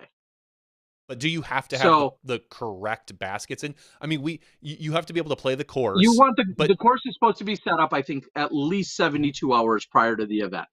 And so if an event starts on Thursday, yep, I would count baskets as part of that.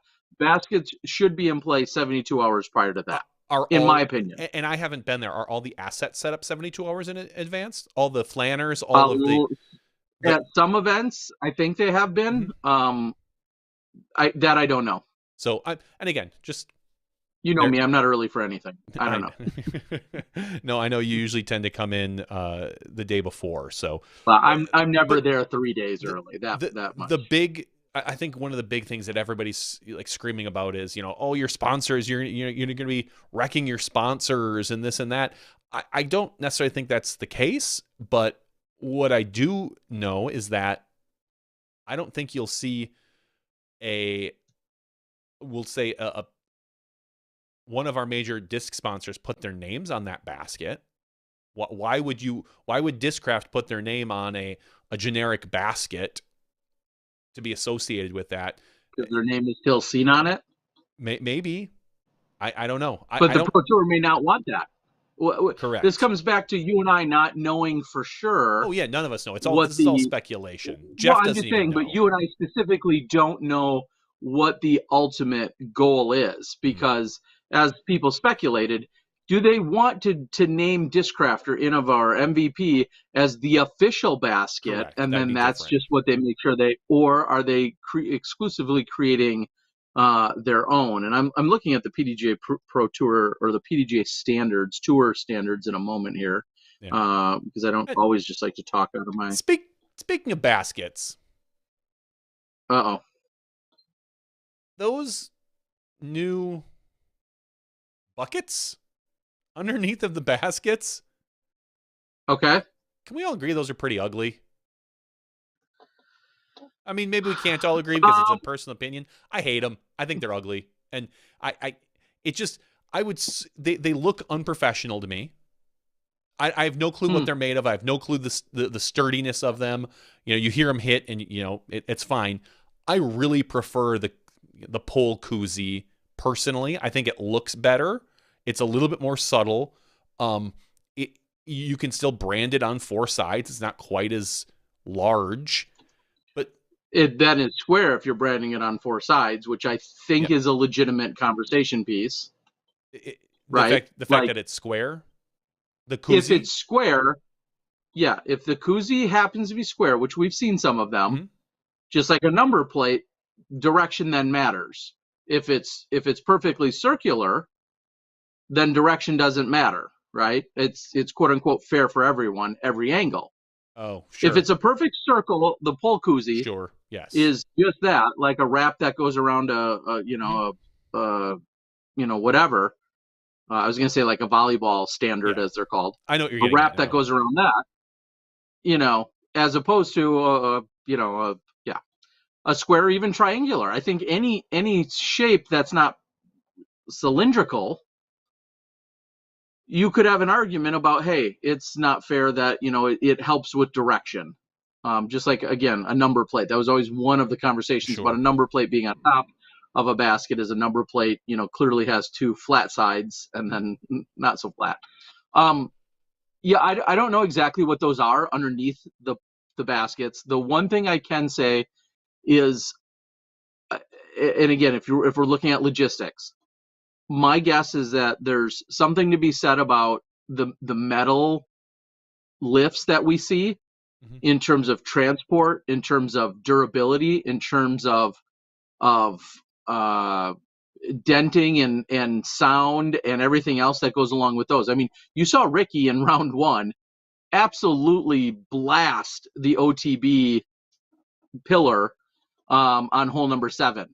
Like, he probably dented it. And I jokingly walked to the next hole, and he's like, yeah, thanks, OTB. I appreciate that. Like, because it stopped him right there.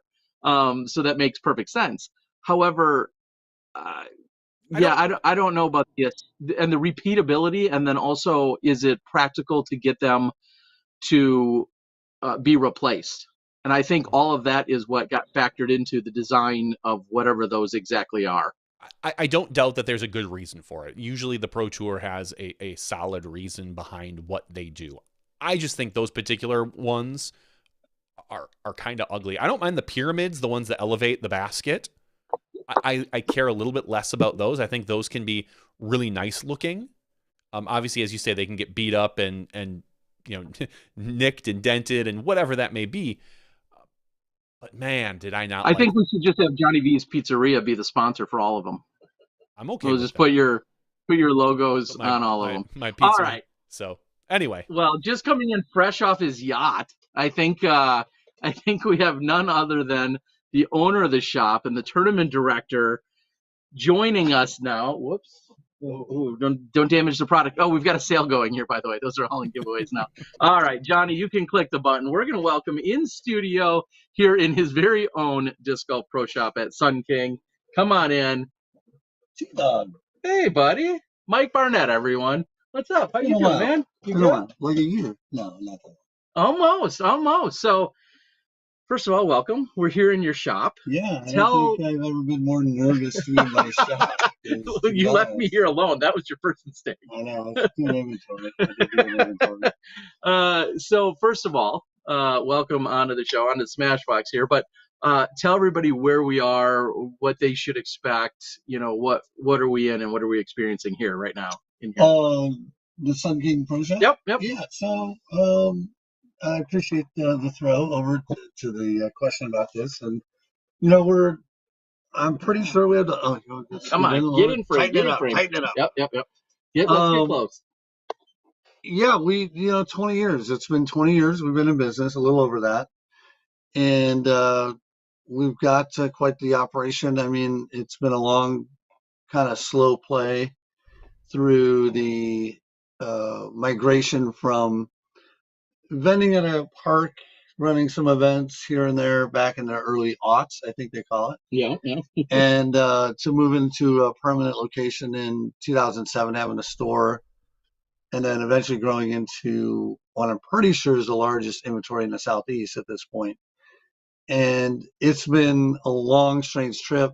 As anyone that's been in the disc golf side of the business, as you know, coming from pretty mellow and like roots that are like where you got to eat it sometimes, right? You just got to eat it. Yeah. And now, I mean, disc golf's been blown up, and I'm happy to be where we're at. It only took me 20 years to get this lucky, and we're real excited to be hosting Throwdown number 10. But yeah, the shop here. We've got the course. We've got the course out back. So let's start there. You have how many? You have first of all, where are we located? We're just outside of Hudson. Yep, it's a little town called Hudson, Florida. It's just due north of Clearwater. A lot of people know the Clearwater courses. Okay. We're straight up US 19 in Hudson. Okay, so we're in Hudson. You've got roughly how many square feet in here of disc golf stuff? It's about 2,500 here. Okay.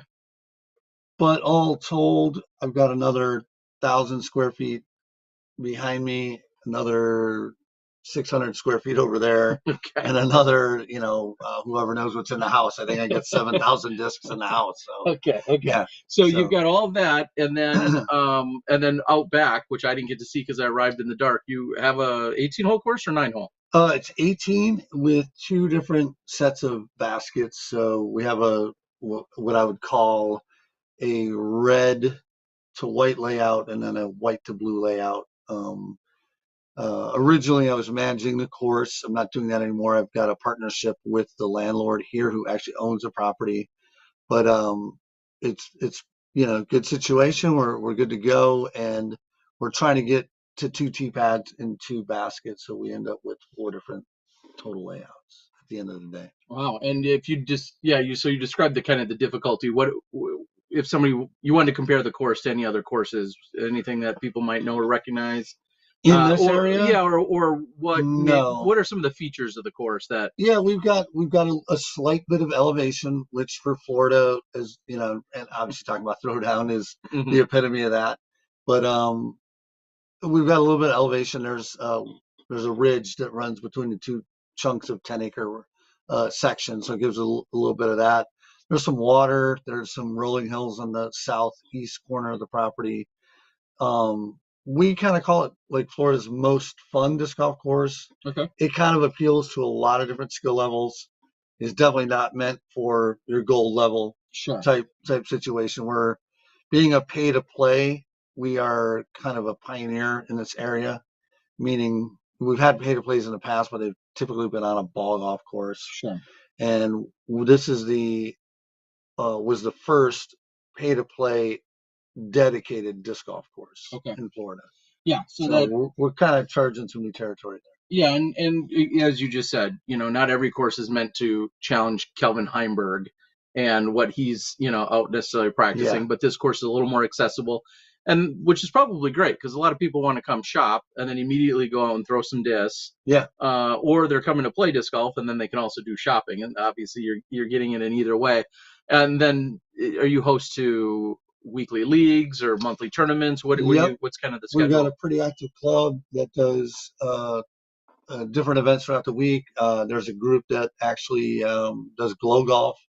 Leading up to Throwdown, we were doing a putting league. Okay. And that's just kind of put on hold. Just, our staff's just kind of stretched out right now. So working all day and then doing Tuesday night putting league is kind of out of the question right now.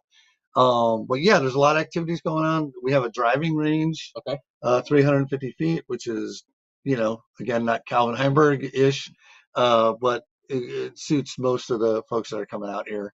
And I think having that has been incredibly valuable to the new players because you can sell them a used disc or let them even throw a used disc at that point because it's used, right? They go out and throw it.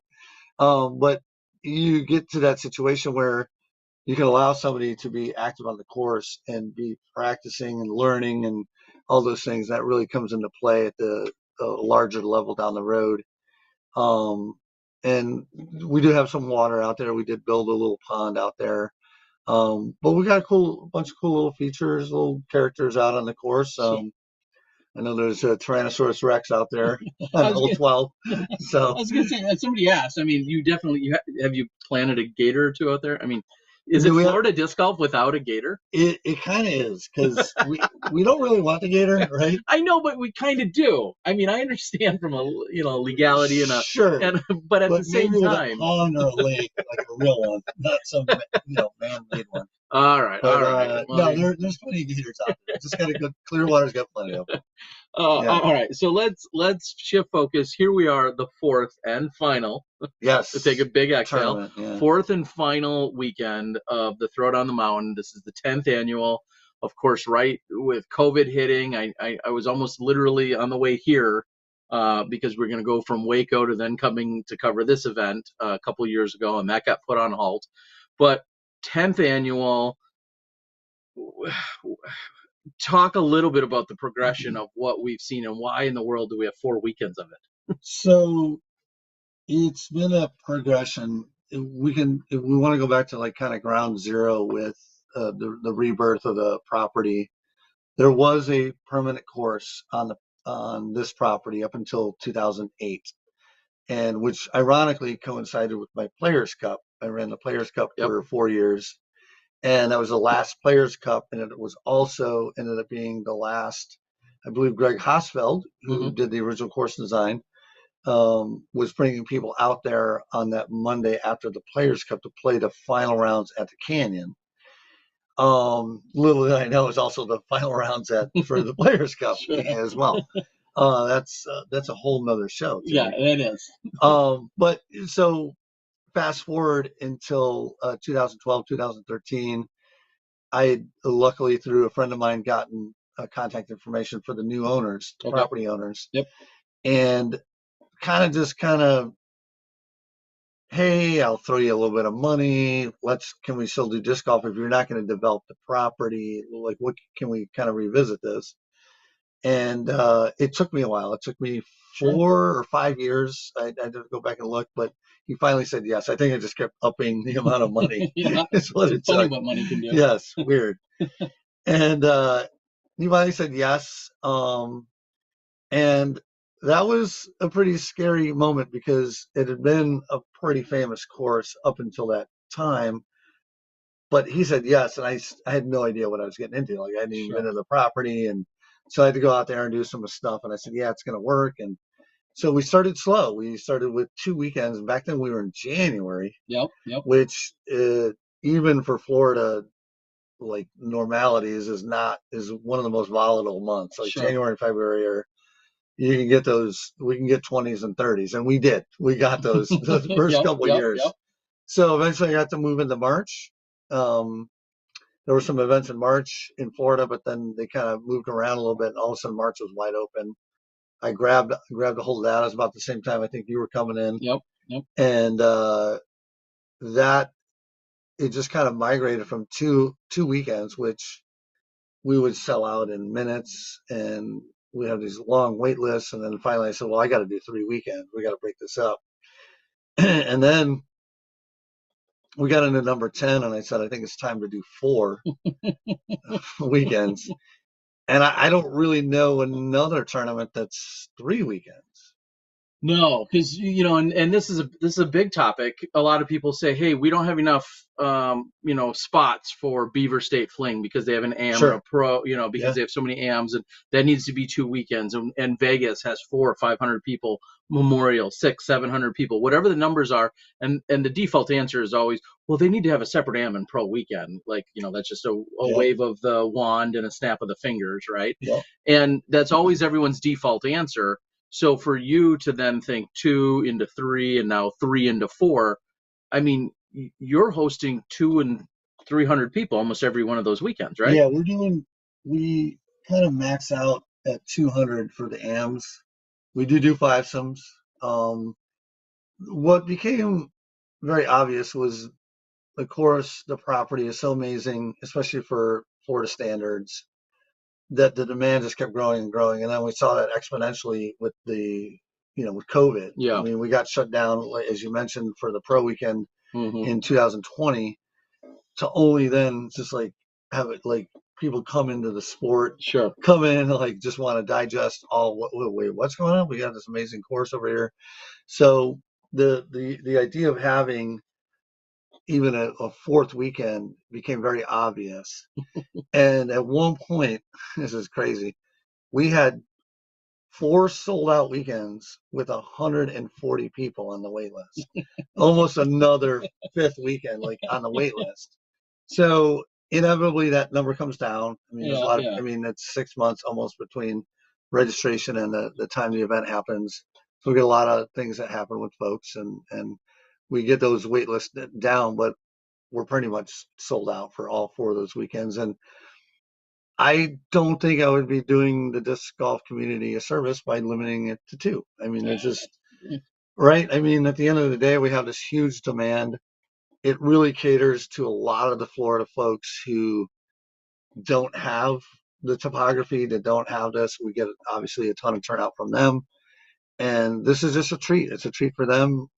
It's great to have on the pro weekend. We get some solid touring pros coming into town as well. And it really, at the end of the day, kind of culminates. And I think it's just number 10. We're definitely recovered at some level from COVID and the restrictions that we had. The sport's stronger than it's ever been. And I think that we're ready to kind of showcase again. And we've upped it. We've doubled our purse from last year. And, we're going to, kind of continue to grow as much as we can. I don't know. What do you want to do? You want to do 5 next year?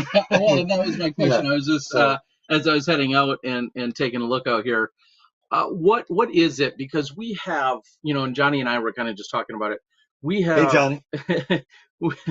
We have a number of really good players that, of course, are on the Silver Series and a little bit closer, quite honestly. They're remaining in Tennessee. We have a few people over in North Carolina and doing the class or the Crosstown.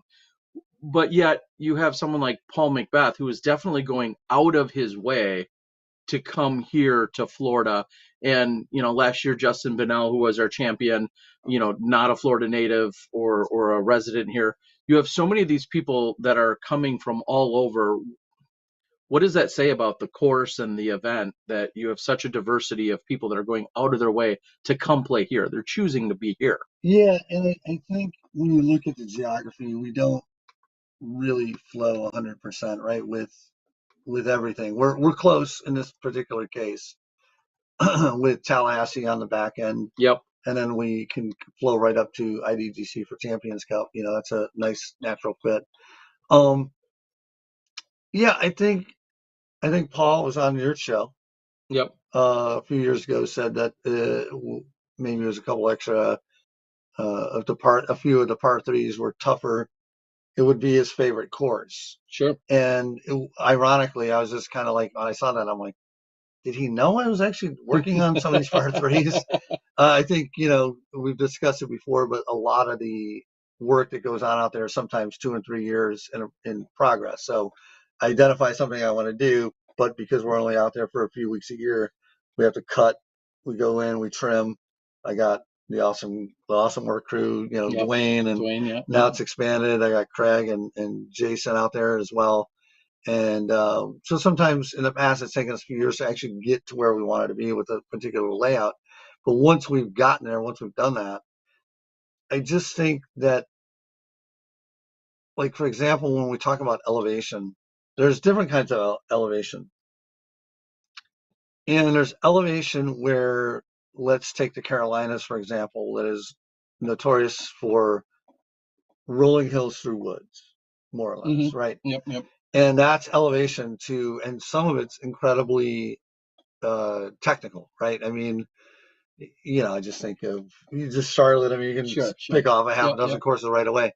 But the difference between properties like that, courses like that, and even other courses in Florida, again, much flatter than the Carolinas, is that the topography here is such a dramatic change. It's here to here rather than here to here, right? A gradual. And I think that even with mountainous courses, again, I'm not an expert on a whole lot out west, Colorado. I've seen a lot of video and things like that, but even a lot of that is kind of downhills or uphills. But because this was a limestone quarry and they literally just dug straight down, you get these more contrasting positions.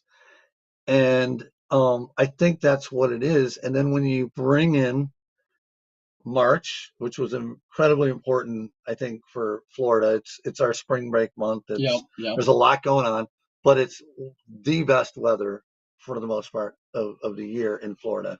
We get that nice blend. Kind of weird. We hit 90, I think, today. Yeah. Right. Which normally doesn't happen till like May. Yeah. But we had a little bit of that, and then of course we've got some challenges with the weather this weekend. But I think you just start taking all of that. You look at kind of the remoteness of the property too. It's not in a big city. It's not around a big city. For the most part, it's pretty quiet, except that one bird. Remember that bird over on hole 4 every year? That loud bird.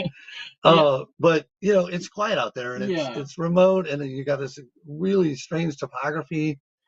And at the end of the day, we've borrowed some of the original design and expanded on it as well to put in a little bit more par 4s and par 5s. And I just think that it's a great combination, and that's why we've been kind of adamant on trying to stay in that time frame with other challenges fitting with the rest of the existing tours. Yeah, which is certainly a challenge in itself, because you're this beloved event and you want to play nice and you want people to be here, but at the same time, as tours expand, as weekends get just more and more hectic, you have to just kind of pick a weekend and then hope it's going to fit within the schedules. And you hit on a great point, which is people think spring break, Florida, March, you think of the stereotypical stuff. I mean, MTV Spring Break is really where it's at from the 90s. Oh, I remember all too well. But it's like you said, it's not really that environment. I flew into Orlando last night, whether it's a 90-minute drive or whatever you're taking, or you're coming up from Clearwater or wherever, you're right. It's more of this remote feeling to it. So it's,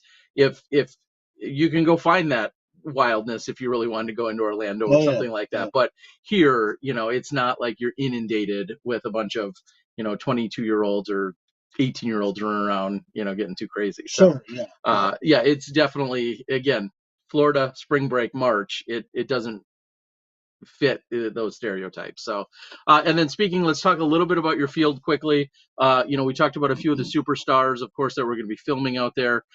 Looking at just in terms of ratings, you've got Macbeth, Heimberg, Gilbert.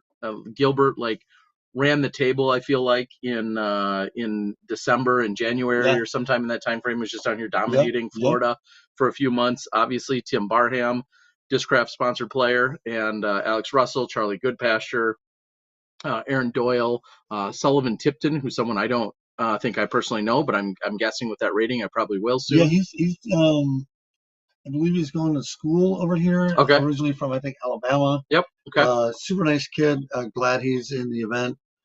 He has won or placed very high in a handful of smaller events that I've run. I've run out here before on some golf courses and things like that. But great to see him.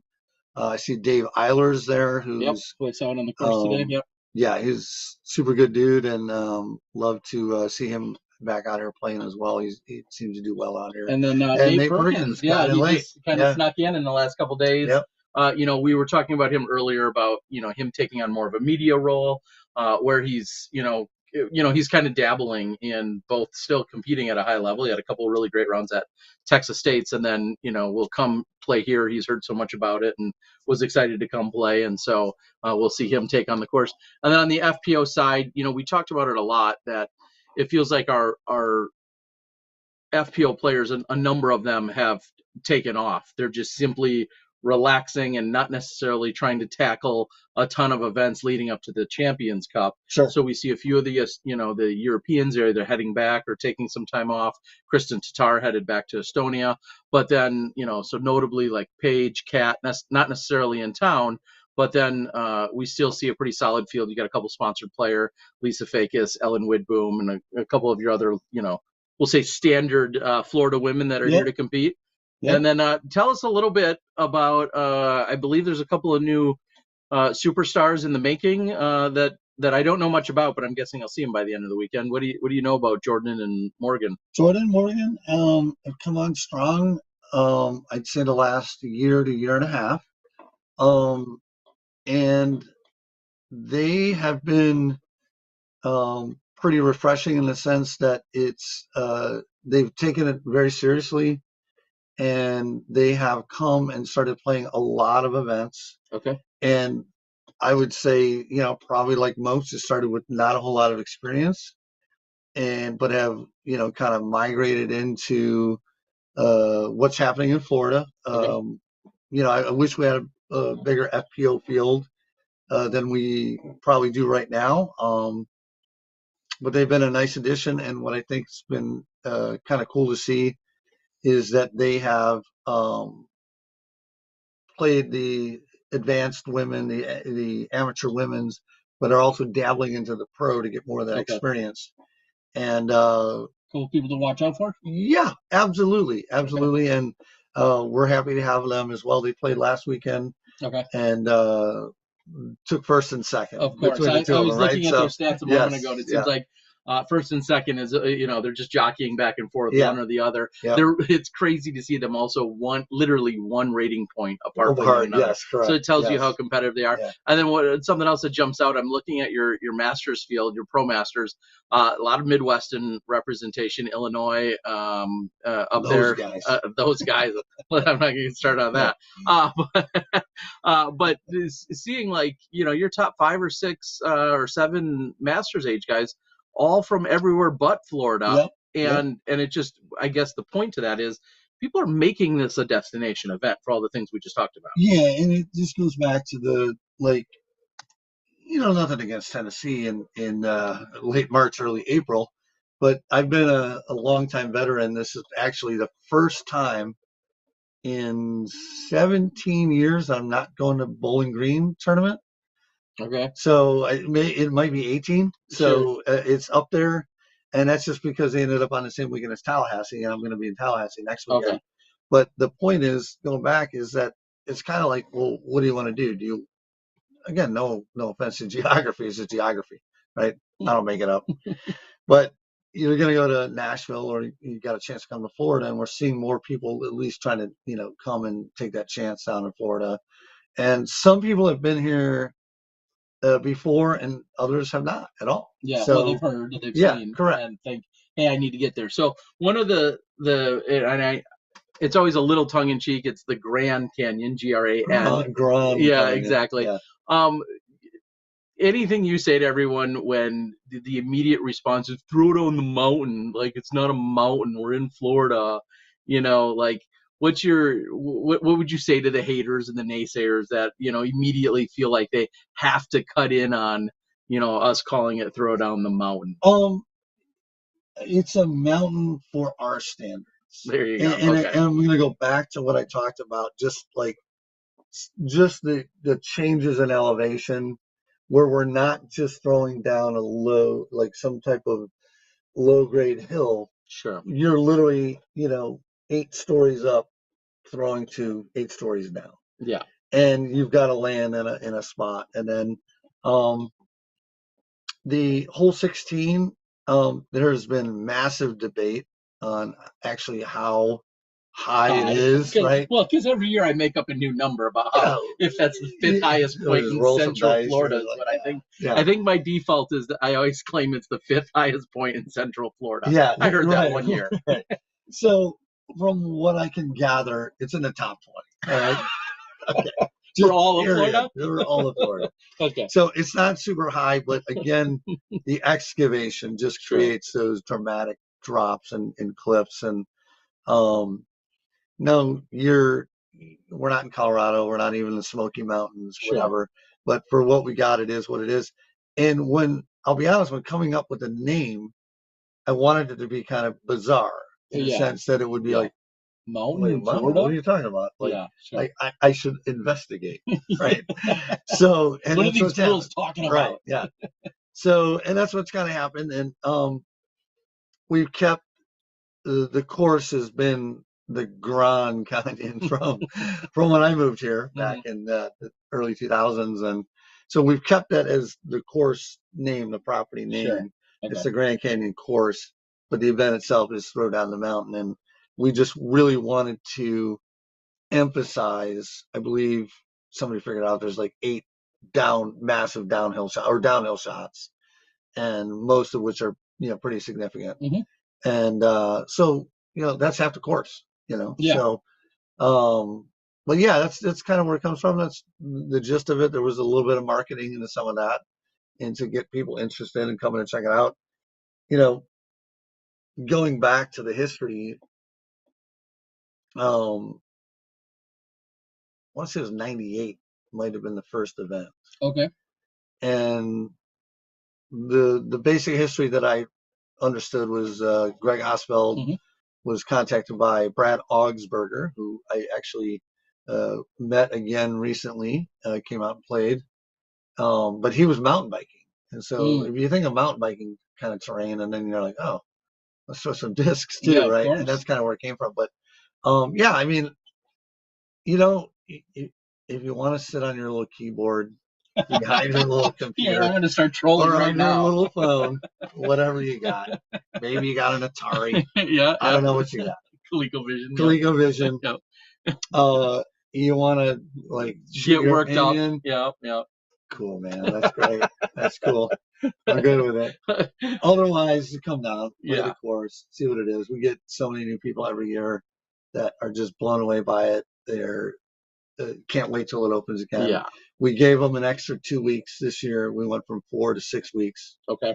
And which is the max that my permit allows on the property. And but we're real happy with where everything's at. I mean, we got to cross our fingers on a little bit of weather this weekend, but whatever happens outside of what we're doing is fine. We're going to continue to grow. We're going to continue to be sold out every single year that we have been. And I hope for even just for the Florida folks alone, like I just want more of those people to be able to absorb that. We had a contingency, I think it was weekend 2 from Miami. I want to say there's over 20 players, if I'm not mistaken, from Miami, which is, they got some flat courses, right? Nothing too crazy. And it was awesome to see these guys come up in droves, all wearing the same shirts. Representing the area. So that's what we, at the end of the day, if I just made my Florida people super stoked and come to play this once a year, and that'd be enough for me. But we love having Paul. We love having Calvin, obviously, being from the Tampa area. Yeah. We've got a nice group again. And, we're going to probably make some adjustments. I will say that moving from 3 to 4 weekends took some planning, and we did not nail it. Okay. It took, really? You weren't perfect? Yeah. How many times do I got to be perfect? But we're going to get to a point to where, things are going to fit really, really nice within that 4 tournament weekends, 6 total weekends. And we're hopefully going to get some opportunities for even more players to enjoy it. And, I think that's really the goal for us, is to just internally as our own event. Again, we're not open year round. Yep. I don't even have permanent tee pads. We got to do a lot of work out there. And I think for what it is, Encompass in itself, I think we've done a pretty good, darn good job at it. So, well, if you're talking about nearly 800 people this year, you're talking about waiting lists, you're talking about, a couple of the best players on the planet, again, putting it on their schedule. I mean, all of that to me speaks volumes about the property and the event that you're putting on. So I don't think anyone can second guess any of that. Speaking real quick then, if people want to come out and experience it, give us a few of the logistics. What does that mean? What are you doing for spectating, parking? Because there's some challenges. So, again, we're on private rented property. I won't go into the minutia on it, but we were able to access some property right next door previously. Okay. That wasn't in play this year. Okay. Ironically, a relative of the person that does own that property is in the loop on this. We're going to put all our spectators, I think it's right at 2 miles door to door. Okay. But it's literally on Mondin Hill Road, which is the main road. Yep, same road. And you just turn on Cooper to get to the mountain property. But we're going to put everyone over there. Okay. Parking wise, yep. Parking wise, we're going to probably do all the logistics over there, is what it looks like. Probably going to make some official announcements tomorrow night. Probably looking at $10 a car to park, $10 to watch. Sure. To come in. Okay. We feel that with the growth that we've had in the sport, I mean, my phone, my email, whatever, has not stopped with people wanting to know. The problem is we didn't have an answer until today on what that is. So we'll be making some additional announcements on that. We want to welcome as many spectators as want to come.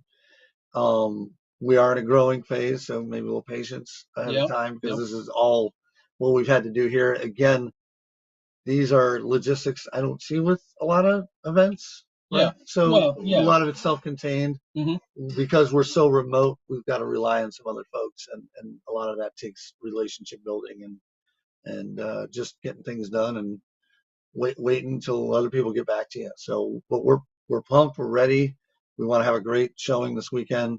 We've got some between the MB40, the FPO, and the MPO. We've got some great players for these spectators to come check out. Yeah, and certainly a great facility and property. Some of you saw me with my balloon wristband. Everyone's got to be wristbanded, and you sign a waiver. Again, you're coming on a private property, and there's all the things that go along with that. There's a respect issue, and just taking in this private venue that you've put your name and your company and everything else on the line so that everyone else can come enjoy it. And I that's worth mentioning. That I think a lot of people don't realize it's literally a farm. Yeah, we're not there. Yeah, the rest of the year, there's 2 or 3 dozen cows out there, and it's a farm, and the cows are just out there eating the grass, and we come in and we kind of manipulate things for 4 to 6 weeks, and getting that put together, and we just got to know who's supposed to be there and who's not. I mean, the wristband's kind of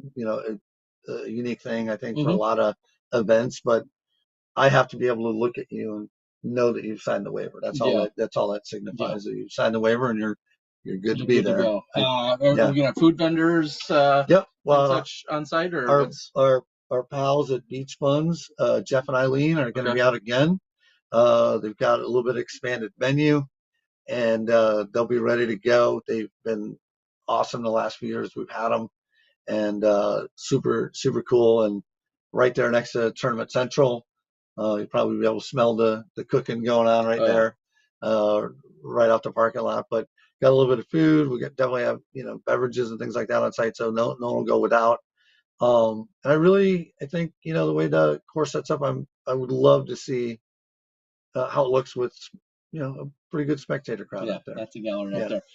Last thing then, if somebody is newer or coming to the area. You have tons of merchandise, a lot of event-specific merchandise as well, but a lot of the new releases I saw by Discraft, Tour Series stuff, Throw Down the Mountain stuff, that's all available out there on site. And then will the store be accessible and open here? And then how do you arrange that? I know. And I appreciate you asking that, because at the end of the day, we literally have like 90% of our crew out there because there's so many positions to be filled. We run a skeleton crew here. It's usually one person with a fill-in throughout the day. Okay. And we've got the swirly St. Patty's Day buzzes, which were a big hit. And also our Crystoplex Raptors, Crystoplex Sparkle Raptors. Okay. Which we're pretty. I don't want to say we're sold out. I think we've got a couple hundred left, but out of 1,500, we're doing pretty good on those. Those will all be out there. Word on the street is that there may be some more Lunas coming into town. We did, speaking of Calvin, we did get some of the Calvin destroyers in. Those I believe are sold out through the factory store, so we'll have some of those on site. But yeah, we've got a massive presence out there. If I had to guess, 5,000 plus discs out there, plus all the accessories and all that type of stuff. The shop is open at the same time. I mean, we're 7 days a week over here too, and we'd love to see it either one. I mean, what's really nice is a lot of folks take advantage of coming into town to play the mountain, but then swing over here, play this course, Sunset Ridge, and check out the pro shop. I mean, we've done, it only took, like I said, 20 years to get it this big, but we've done a pretty good job, I think. Yeah, I mean, yeah. As I said, I felt like we opened the show in disc golf heaven. There's all the manufacturers, all the different brands, tons of accessories. I see baskets, bags, everything anyone could want, in addition to nearly unlimited supply of discs and options. And this is all I have. I told you, maybe get you over the other building. We got another building which has literally, I think, about 5,000 more than this building. So. Okay. Yeah. All right. So plenty of shopping available. Anything you want to say to everyone before I let you go? No wheelies. Be careful out there. I feel like I was coming in on something about wearing a helmet earlier when I got back in my truck to come over here. Oh yeah. So wear a helmet if you got to. That's a good idea, but advice. And keep it in the fairway. Keep it in the fairway. That's definitely some good advice out there. Well, it's good advice really everywhere, but keep it in the fairway. I like that. Yeah.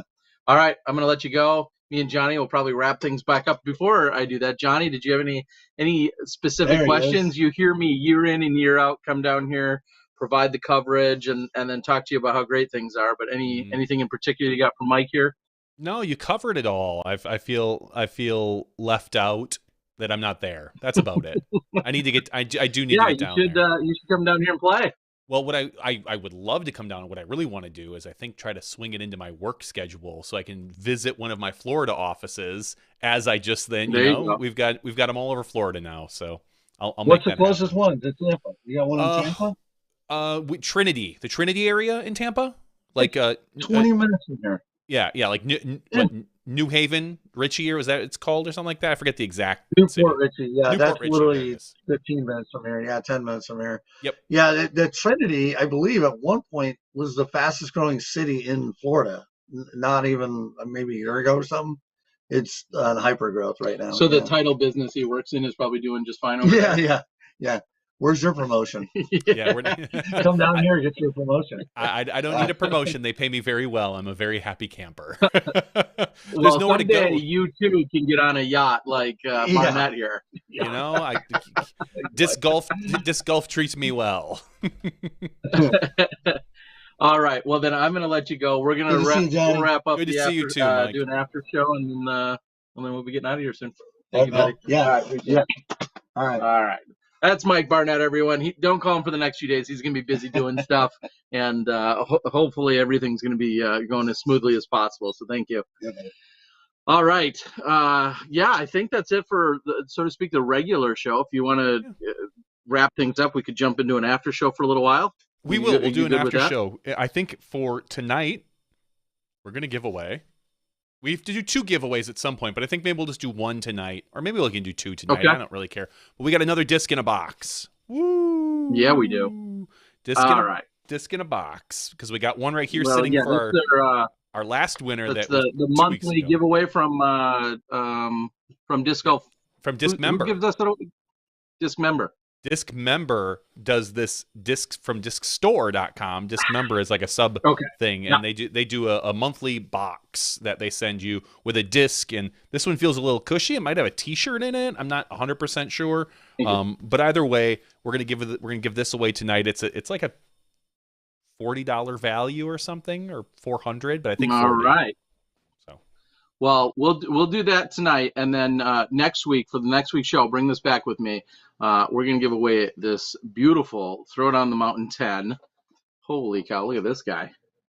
ooh, that Put is that up pretty. there, right? Look at that. I like me some buzzes. Yes, that is beautiful. How about I take that one? I'll give away one of my $2,500 first value. run buzzes. This is absolutely gorgeous. So I'll bring this back with me, and then maybe next week, like I said, we can give this bad boy away. Of course, thank you to sunkingdisc.com for that sponsorship here tonight. We appreciate that. All right.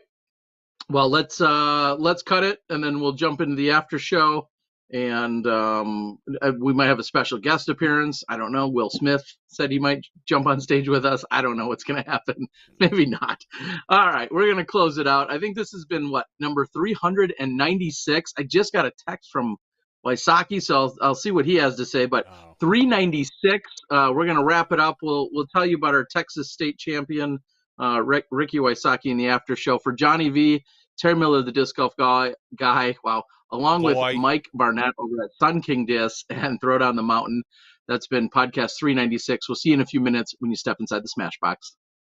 Thank you to our $2 and above patrons. Your name is listed below in the credits. If you are interested in being listed as a producer in the Smashbox TV credits and supporting this and other fine podcasts, please visit patreon.com/SmashboxTV.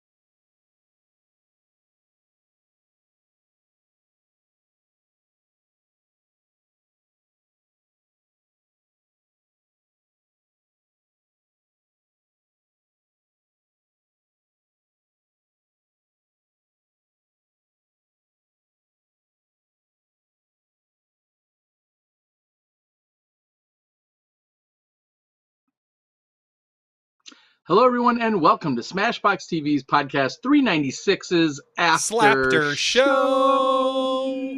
Oh, I see what you did there. Oh, did you? Did you see? I said Slapter. Yeah, that was clever. That was clever. We're gonna. All right. Well, I mean, I'm usually all about Will Smith. few pop culture. I'm all about a few pop culture and/or just worldly timestamps. And so, we could go with that one. Besides the happy birthday to Adam Hammis, who I think just had a birthday maybe on Sunday at the Texas States. So we'll get that in there. But yeah, Oscars also same night, Sunday night, right? And the big conversation, staged or otherwise, was the Will Smith, Chris Rock B slap, as some would call it. Yeah, I mean. That's a hell of a forehand he would have. I'll say that. I'm watching the animated GIF right now, and the way he walks up, and then suddenly out of nowhere, just like, boom, nails it. And so clearly the speculation continues around if it was staged or not. No, there's been a lot of slow motion, and Chris Rock seemingly bracing for it and smiling and. Yeah, your team not staged. I'm team not staged, and here's why I think that. So Will Smith comes up on stage, and clearly Chris Rock makes these jokes about Jada and G.I. Jane. She has this issue with alopecia and losing her hair and this and that. I don't think Chris Rock was expecting a slap. Clearly, I think he was leaning in like. like Will Smith was going to take the mic or say something to him, and suddenly it was like a whack. And then obviously the exchange afterwards about keeping his wife's name out of his mouth, and then the apology, and then you can see some behind the scenes stuff of Will Smith getting consoled by people, of all people. Like Will Smith was the one who attacked, and he's the one getting consoled by all these other A-list celebrities up front. And the reason why I don't think there was anything to gain is that or why it wasn't staged, is because there was nothing to gain. Nobody came out of this looking good. Like Will Smith didn't look good. The only reason that people are thinking like it was staged, I thought, was because the Oscars are starting to dwindle as far as, correct. But what, the way I look at that, what does Chris Rock or Will Smith have to gain by the Oscars numbers going up? They're actors. Just being associated with the reason why people cared about the Oscars. That would be that would be the take there. And there's also some sort of, and we're gonna dive down to a little bit into the conspiracy stuff here. There's apparently, I've heard some things that Will Smith is a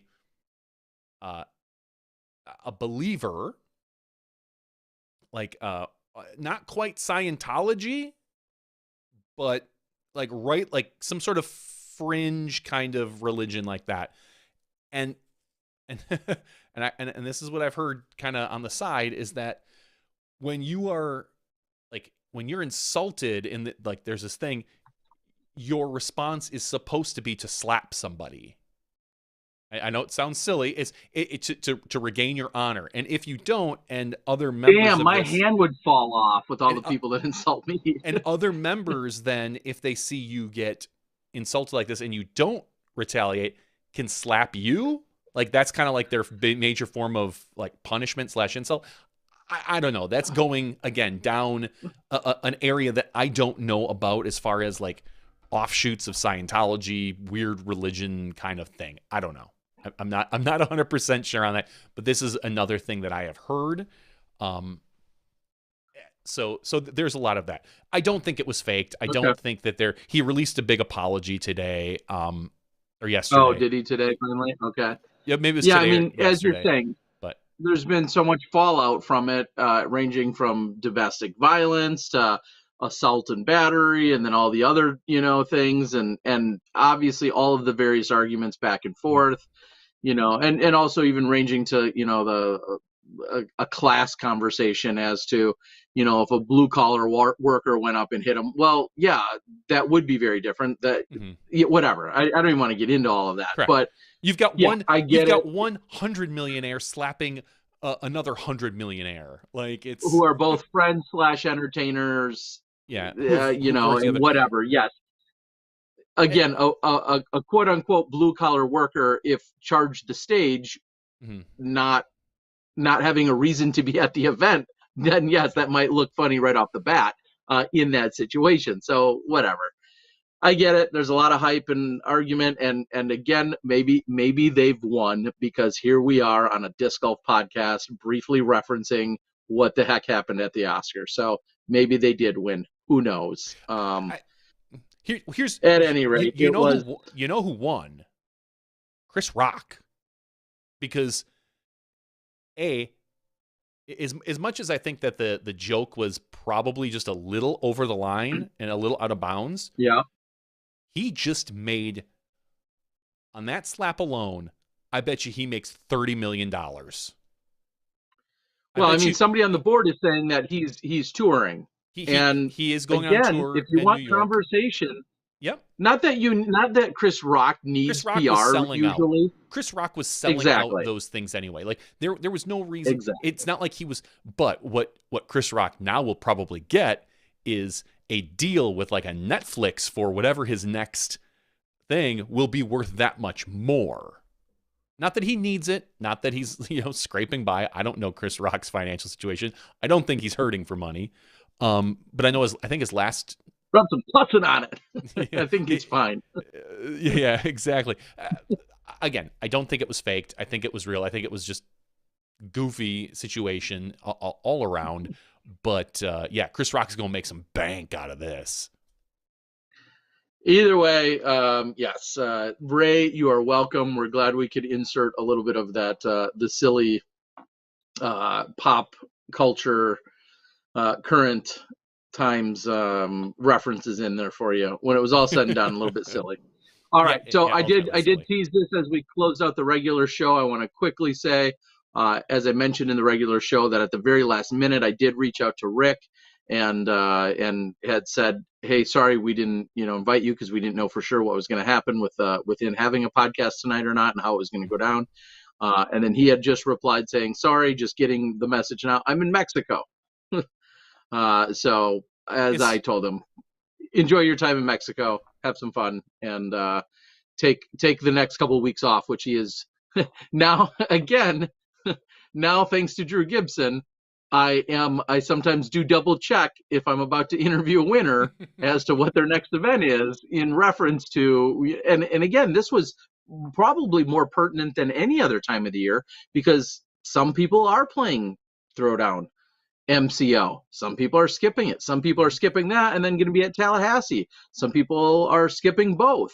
So every individual, Paige Pierce, not playing anywhere this weekend, also not playing Tallahassee. She's going to just be ready to go for the IDGC. So yeah, thanks to my life lesson learned by Drew Gibson, which I didn't know I'd be saying, but thanks to that, I now, in a champion-based interview, think ahead and look ahead to where I'm going to see that player next. So the one question I didn't ask Rick, okay, and he answered the final question, or he answered what ended up being the final question so well, I thought in my head, I can improve on that. Let's close it out, right? Because I don't have a magic number of questions. It's usually kind of just by feel. But I almost opened with asking him, Rick, have you thought about just renaming all of the tournaments on your schedule this year to Texas states? Because wherever it's held, you seem to win it. That makes sense, doesn't it? I mean, it rotates around. Just pretend every tournament you go to. I'm glad you didn't ask that. I think it's a dumb question, but yes, he has an uncanny knack to win these big Texas events. Good, yeah, and that's pretty amazing. And he was genuinely excited to win this event. Excited. Oh yeah. You could obviously everyone wants to win an Elite Series event, but this event being sponsored by Latitude 64, kind of, his old sponsor, but in the family, we'll say. Mm-hmm. And his first Elite Series win this year, he was genuinely pumped and excited, and it was good to see. He just, watching Rick show that type of emotion it's fun. He makes it fun, and I was happy to see him win, and happy to see the way he felt about it, and good for DD. I mean, they took, I know it's kind of a if you want to say a gamble on Rick Iwaisaki, which it's a minor gamble, but it's a minor gamble for a lot of money. They're starting to see their returns. This is why you get Rick Iwaisaki, because he has years ahead of him playing like this. Good for them. Yeah, so it was incredible to see, and I think his finishes this year. What do we see? A 6th and a 12th is what we've seen, or a second. Sorry, a 2nd and a 12th. No, he finished 2nd at Belton this year. I don't remember. At any rate, like we were saying, he's getting his first win. His first win with DD. And the fact that it was truly a hard fought battle. I mean, he wins by 5 and makes that putt. He's excited, but he knew that literally was for the win. And I mean, what more can you want as a professional athlete? Yeah, he had 7th at Vegas. Am I looking at this right? Yeah. 7th at Vegas, 12th at Waco, and 2nd at the Belton. Yeah.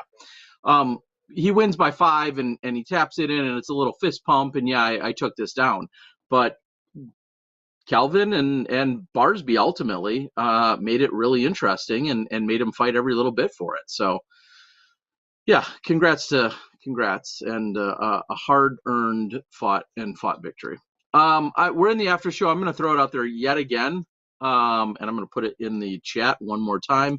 Just want to put it out there that the Ulibarri Fire GoFundMe is available. Please, we encourage anyone and everyone. I just put it in the chat again. We encourage anyone to go out and please support and help them out as they're talking about demoing their house in an official capacity to then start rebuilding it. I want to get that in there. Tim Court says Kelvin would have won if he didn't get a haircut. I disagree. I think Kelvin is close to winning because he got the haircut. He wasn't playing extremely I'm not going to well. lie. I love it. I love the haircut. It's definitely tighter. I mean, there's something I would say iconic, because that's maybe putting a little bit word, distinctive about the big fro that he gets, and kind of fun and a little bit more laid back. This feels a little bit more like serious Kelvin, like cleaning it up, messing with your image like that. It's different. I like it. I think he looks great, but Okay. I respect a big man. The rumor I had heard, which I'll share with the world because it's just a rumor, so might as well. No, I had heard that maybe even Chris and or Brittany were the ones that helped give him the haircut on Tuesday, just leading into it. That's what a little birdie told me as the round was getting started that final day. So I don't know what that really means. I don't know if Brittany just got a trimmer and she just went to town and cut it all off. For the love of God, people, buy some Kelvin destroyers. The man can't even afford to have someone cut his hair. He's got to have his friends cut his hair. Good call. Good call. Oh God. So yeah. No, it's great. It's great. Yeah. So I'm reading. It looks like there's a little a debate in the board as to whether Kelvin's hair should be the same and left as is or not. I prefer my Kelvin's shaggy, not smooth. I don't know. I mean, we've got Zach Melton, who has just the big monster head of hair. Do we need Kelvin too? I don't know. I mean, we've seen countless iterations of Nico and his styling throughout the years as well. So, yeah. This upcoming weekend, MCO, quickly touch on from a production standpoint. Obviously, I'm here in Florida. I'm not going to be part of the Silver Series. What's your role going to be? Nothing. I'm on call. Oh, so they finally fired you. They finally fired me. They heard what I said about the things under the baskets, and they didn't like that. Okay. No, we last Silver Series event at the Open at Belton, I helped train a gentleman by the name of Lucas. So Gary is going to be producing the show. Mo is going to be running graphics because Mo wants. And I have nothing but the highest respect for Mo, because while he does producing, which he always throws out like he's not doing anything other than coordinating every shot that you basically I don't say every shot that you see. He's coordinating every in-between shot. So when we're live on cameras, like 1, 2, and 3 for the lead card, I'm picking and choosing what cameras. But Mo is now looking at the other cameras and saying, all right, we're going to bring this in. I want you to go here live after that. So he's doing a lot of like internal mental working, but he doesn't feel like that's work. Mo's a little goofy. Love him to death. But Mo has this mentality where he wants to try to do almost every job, because he wants to know the expectations of, hey, if I run replay, now I know what I can expect from Gary when he has to run it. I'm not asking him too much or too little. Same with graphics. Sure. So Mo's going to be doing graphics this weekend. He's going to be running the graphics machine. Lucas is going to be doing the directing that I normally do. Gary's going to produce. So Gary's going to be the one that picks and chooses what we see at any given time. The streams are split from this point on now, as of a few days ago, there's been an official DGPT behind the scenes kind of announcement that all MPO and FPO rounds will be split. So we'll see the FPO in the morning and the MPO in the afternoon, I believe, for all the Silver Series events. The only time you're probably not going to see that is for some of the events where they play separate courses. So for like a ledge stone or that might have kind of a combined stream. I don't know all the details. No, Ledgestone was split last year anyway. Was it? Okay. So I would assume it will be. I assume it will be as well. So anyway, we're going to see some the split streams for the rest of the season at the Silver Series, is my understanding. And I'm just have to be on call in case this guy Lucas gets hung up on something. Hopefully I'll talk to him a little bit later this week and just make sure he's all set up with everything. Gary, everybody kind of knows how to do this stuff and can set it up. I just need to kind of peek in and make sure that no one's breaking stuff. And who knows? So I'm gonna have a weekend off, my friend. You know what I'm gonna do? Pick up sticks in my backyard. Wow. Exciting. Sounds like something you should hire a dog or a gator to do or something. No. But here's something I am looking for. I think I want to get 2 baskets for my backyard. There you go. I currently have. You know a guy. Oh, good. You know a guy. I know a guy that could steal one from this shop too. There you go. I don't know the model or the makes that I want to get yet. Okay. You should get the official Disc Golf Pro Tour basket. I will hold my breath and wait for that. That could be honestly, we all know that could be 2 to 3 years away before they make a decision, depending on what they're trying to do. It could be 2 weeks away. Yeah, baskets are starting to come back in stock now, says Pilcher. I debated looking at the Black Hole Pro HD is one that I've heard is good. That's not a camera? I don't know what it is. That sounds like a camera. But I know MVP just announced their new baskets, their course baskets, though. And I have to debate whether I want to get one of these, like, as I call them, more of like a backyard basket, which is like your $150 basket, or if you want to like move up to the course basket, which then you're starting to run like double or more of that, like $400 for some of those really, sturdy baskets. But I want 2 of them, and I think one of them, I think I've kind of decided in my head, I think I want to get a DGA Mach Shift, one of the ones that can change. Okay. Get one of those, and I want to get 2 because I'm lazy. Because I don't want to. So you don't have to just putt to one and then walk away. You can just putt back and forth. That's right. Think smarter, not harder or something. Harder. Yeah. Yeah. And so I definitely want to have 2. I do have one of the original cloth folding baskets that the one of those. So that might see the backyard as well. But those are, I always feel uncomfortable leaving those out for a long period of time in the rain and everything. Whereas a regular basket, I don't have an issue with that. So we'll see. So I need to. I mean, granted, I could just sneak over to your place and steal 2 baskets, and you probably wouldn't notice. But I would just talk to your wife and be like, "Hey, Mel, I need to see Terry's storage area for a second." And she'd somehow, she probably wouldn't know how to let me in. But if she did, I'll actually take it back. I'll talk to your daughters. They will definitely know how to get in there. they're far more likely to know what's going on. Far more likely to know how to get in there. But the baskets aren't stored there. I've got 18 baskets that aren't necessarily stored there. So you've got them in different places. Bigger challenge. Let's be honest. If I told you I needed 2 baskets here, you'd be like, "Oh, good, a new place to store stuff. I can fit more things now."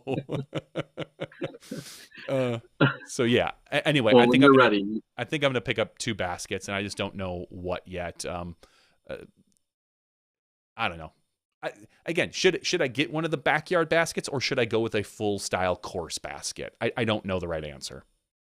Yeah, I mean, I guess like you're saying, it depends on the durability and what you care about, and if you think you'll ever mount it or not. Never mount it. I'll never mount it.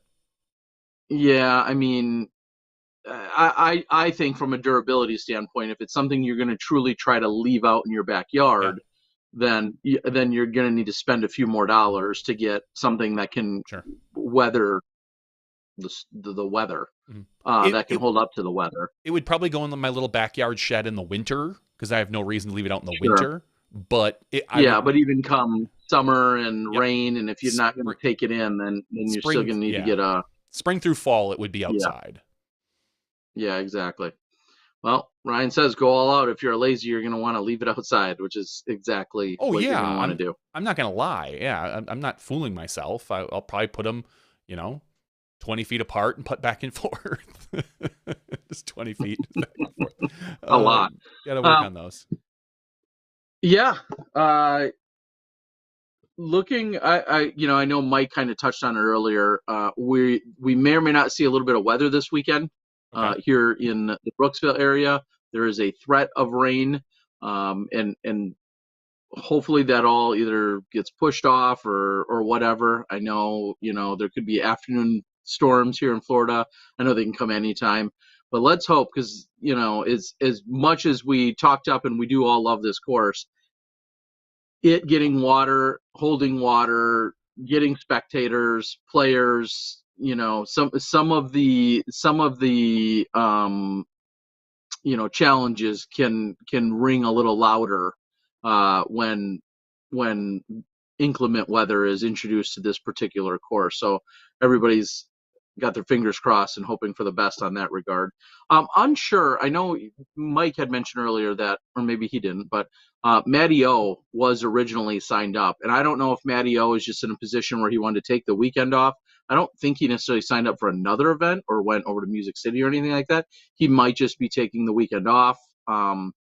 But not having him join us certainly was a little bit of a disappointment. He was on the list and just withdrew in the last couple of days, so that's too bad. Obviously, the fans are going to be the most disappointed of that, but yeah. It should be super exciting. We're going to have a couple of cards of coverage. We're going to kind of do like a little bit of a highlight montage on FPO action for the first day or two. Then we're going to have full shot by shot coverage for the FPOs on the final round. And just really looking forward to everything. This facility, this course, I've been out here so many times. It feels like I know it like the back of my hand. I'm going to leave you guys with this little teaser on it.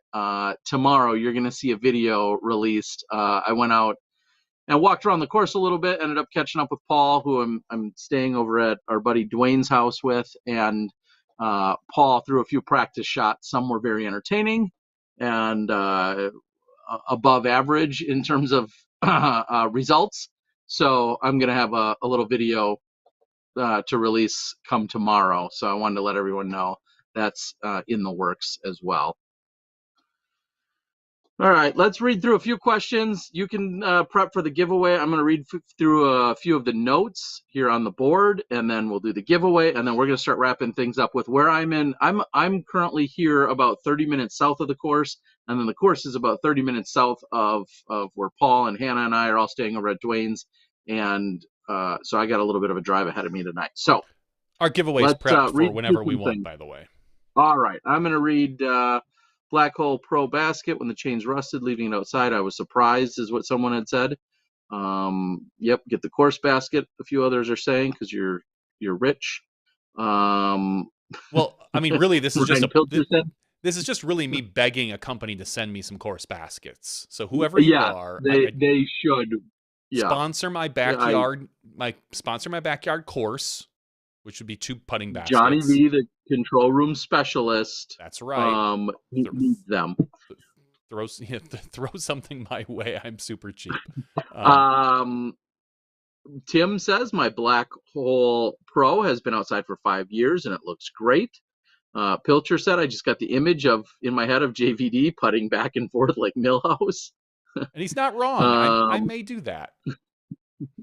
Tyler, Disc Blaster, for the most part, being on it tonight, says I'm anti-Tyler Brickley, but Mock Shift is the best basket for home use.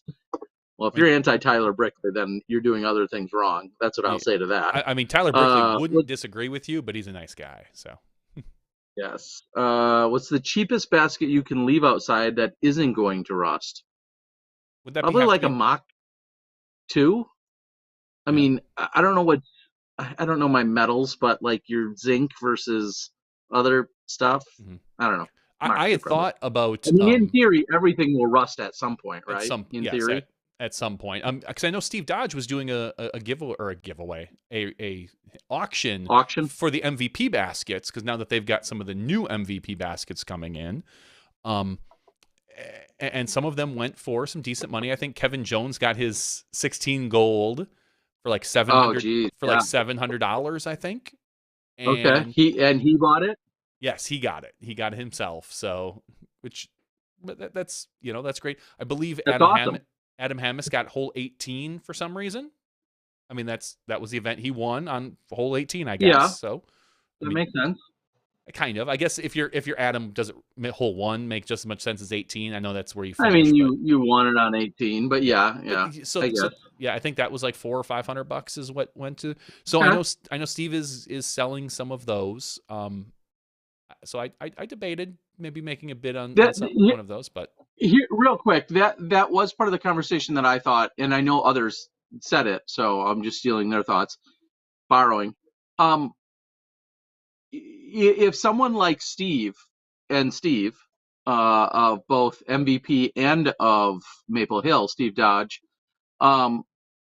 if they made an agreement that was for, we'll say, the 10 years to be at Maple Hill, and now those baskets, let's just say those baskets are not the quote-unquote official basket of the Pro Tour, you would have to think that Steve of MVP was originally thinking, hey, this event is going to be featuring our basket for these next 10 years. And you have to think that was at least in their thought process. Sure. And now the Pro Tour may come along, without knowing the details, the Pro Tour may come along and say, hey, sorry, but for that week, we need our baskets, whatever they are. But on the other hand, you don't know that the MVP is going to be on the Pro Tour for 10 years. There's no agreement with the MVP and with the MVP Open and the Pro Tour. Like the Pro Tour could next year say, Steve, we want you on the tour every third year. We have these other events that we're going to be coming around. Of course. And so that has to be taken into account. I'm sure that they made their agreement based on some sort of they have obviously years where they can go back and renegotiate and this and that. But on top of that, I mean, Maple Hill is an iconic course it's constantly packed. You're getting tons of exposure just on the baskets that would be there 51 weeks of the year. So okay, but not during the live coverage and the most exposure of the year. That's all I'm saying, and yes, that's a fair conversation. It is to be had. That's my point. And you're right, and that's part of it. And this is the other funny thing is, like, obviously we're looking at doing this because of standardization of baskets in general that some of the pros want. My personal opinion, and it doesn't count for anything, I like having different baskets. Never does. Never will. I like having different baskets because I think each basket's unique. Each one has a different catching profile. Some catch better on the right, some catch better in the middle. Some of them you don't want to hit too low. Some of them you can't hit high. As a professional athlete, you should know I consider that part of the green. I understand the argument that people say, hey, this is a shared piece of equipment that should be standardized. I can understand that argument, and I don't disagree with you, but I also, I'm going to be Grandpa Simpson and yelling at the clouds here. Back in my day, you had to putt with a little bit of touch. It feels like now you can just jam a putter as hard as you want into these chains, and everyone expects them to stick. There's less touch to I feel like there's less touch to our putting game than what there used to be. And maybe that's better, maybe that's not. I can't really say. But I don't mind the different baskets. I've even kind of stepped back my ancient hatred of elevated baskets a little bit. Okay. And say that I don't mind elevated baskets on some greens. I think there are some cases where it's a little extreme. Take hole 1 at the event that we just saw, which was a really dumb green.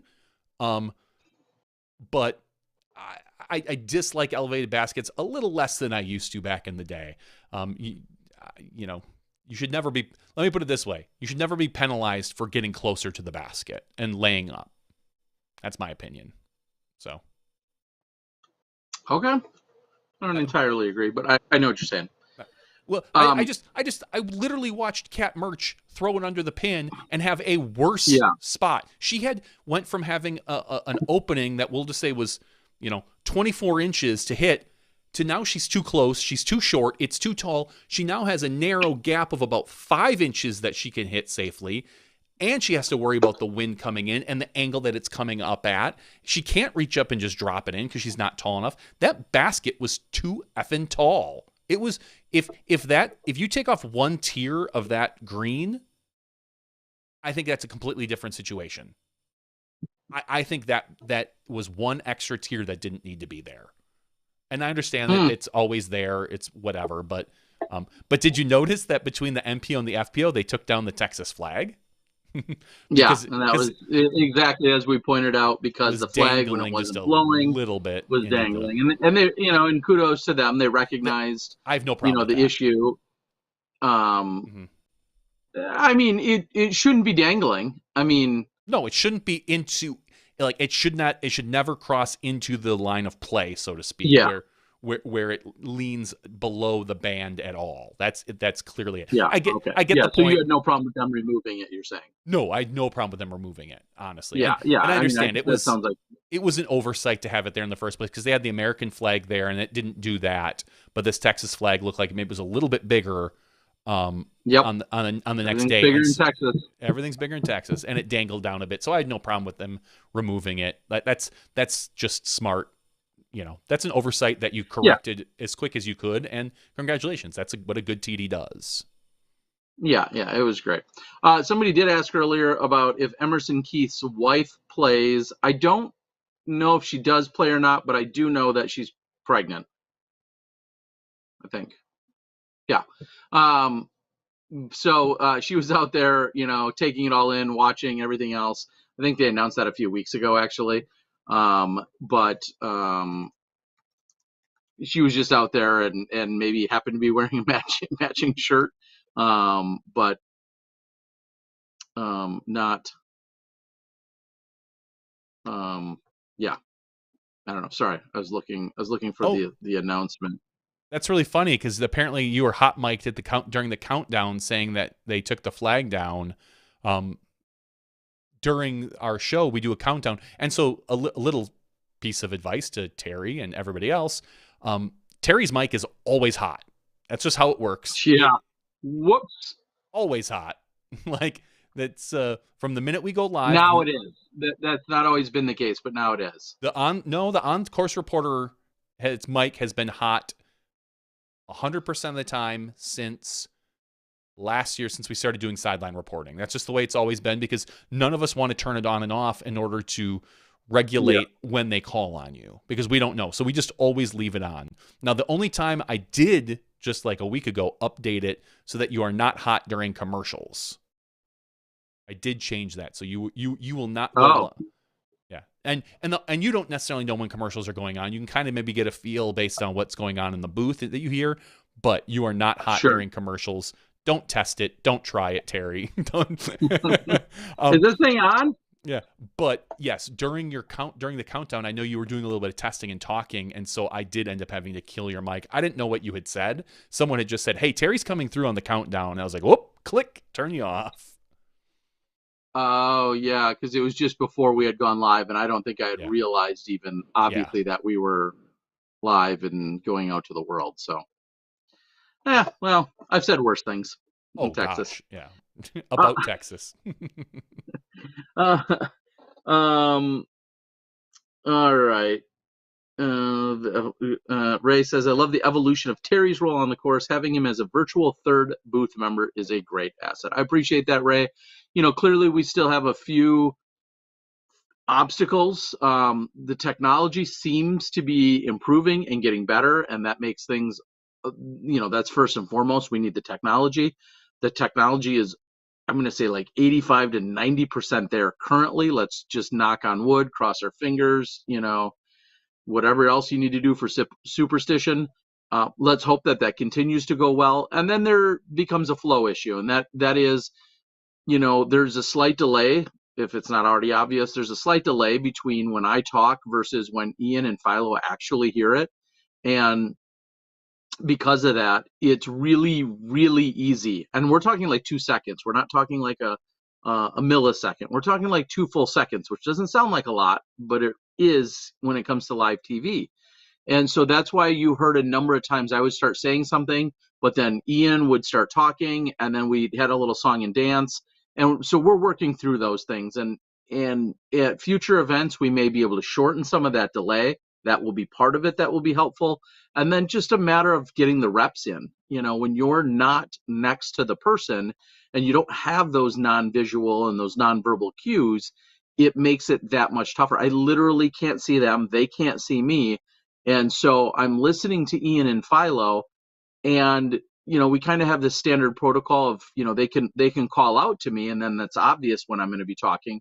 But if I'm chiming in on times that they're not necessarily expecting it, that can really throw things off. And so just know, we recognize there's that potential for that over talking and that double talking, and it's only going to improve, I'd like to say, you know, moving forward in that situation. So we're well aware of it, and there's not a perfect solution just yet, but I think we can continue to make it be more seamless, and then overall just make it that much more valuable to you guys. You know, I love obviously letting you guys know if something's in or out, but in terms of in or out of bounds, I'd like to try to do my best, as will all of our sideline reporters, to give you a little more than just that particular insight. That's certainly the goal of that entire role. So I think you did a great job with all that, and then, in general, like just giving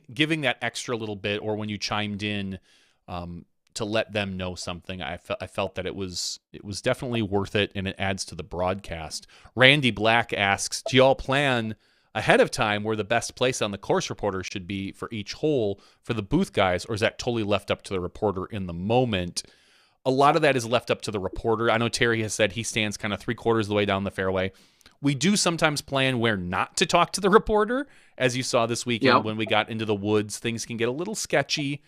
And so we, you know, there are times we'll just say, hey, this is not a good area. Let's just not call on Terry or anything like that. But for the most part, it's a lot of Ian calling on Terry, or Terry chiming in when he feels that there's a moment that should be clarified, a footing issue, you know, something we didn't necessarily see.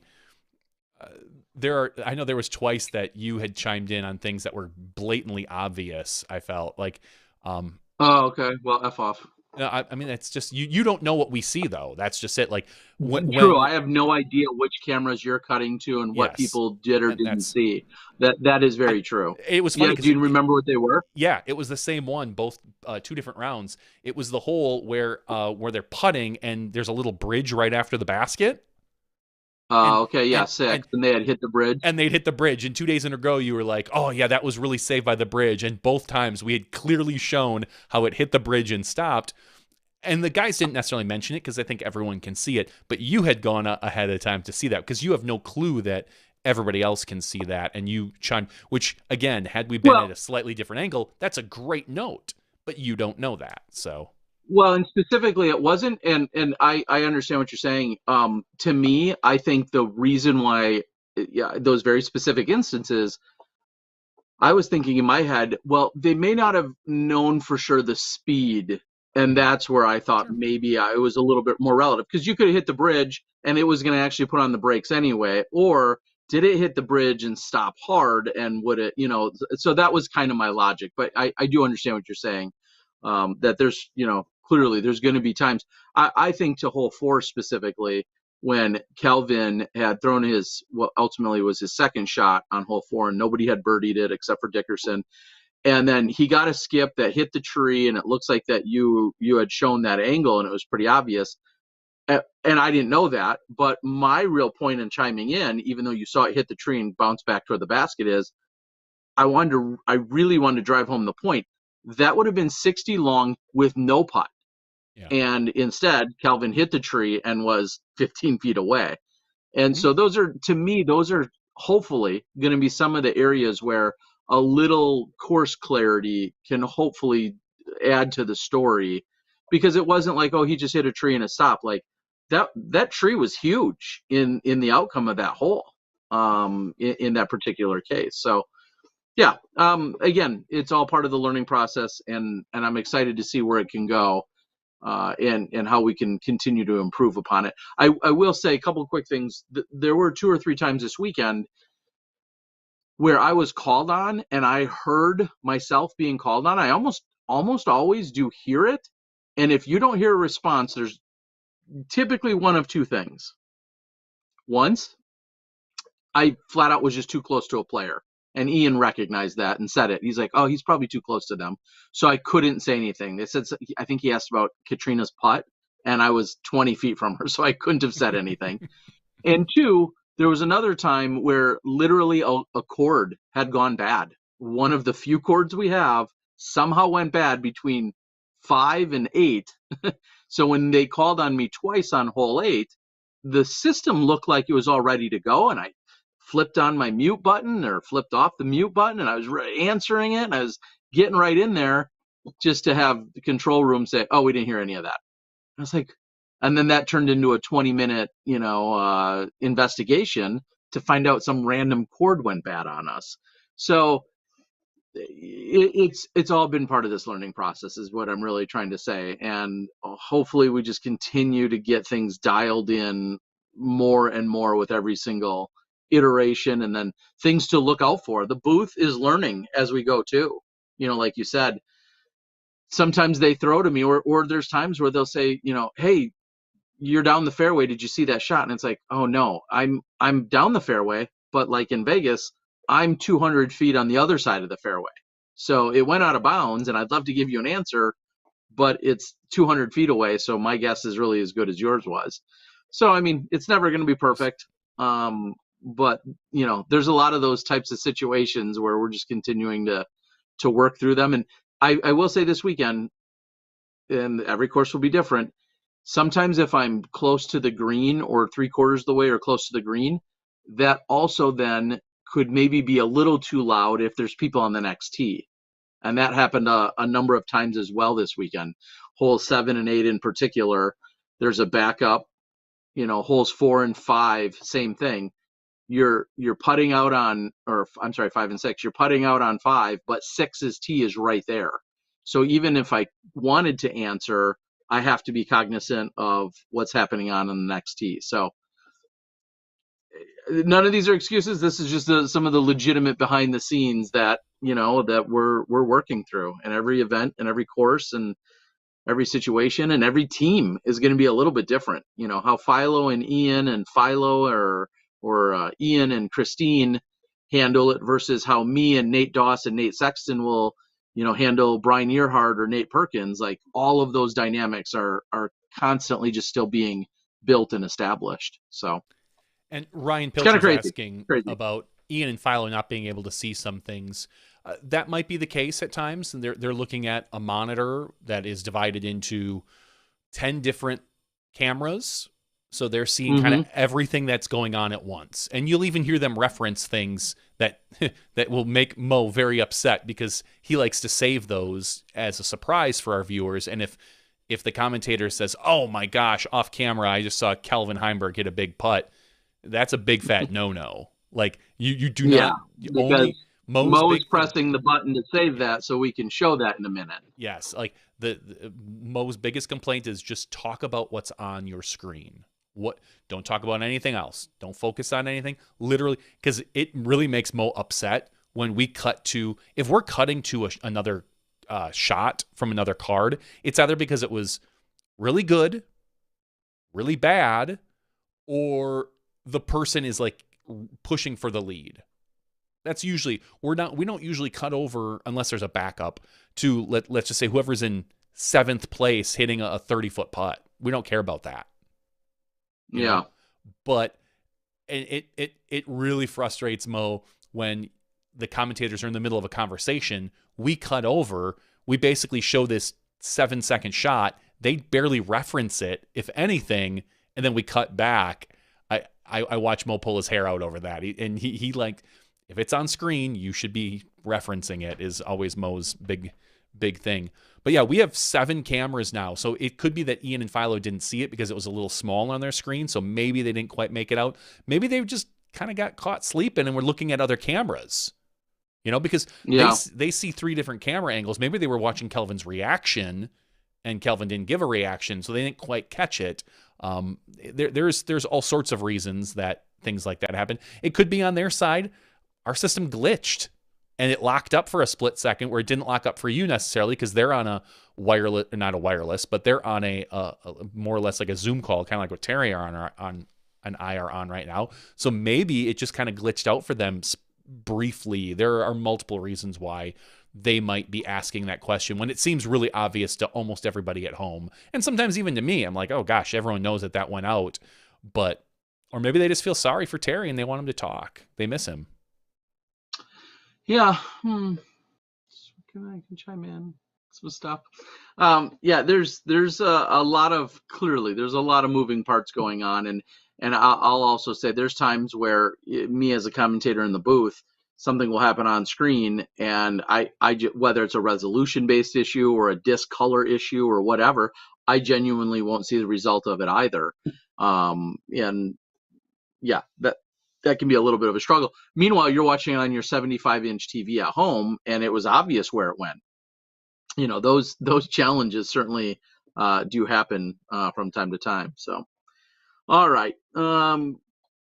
Could you guys draw on the screen like John Madden used to do? That's something we'd love to have at some point. I know Johnny talked about it.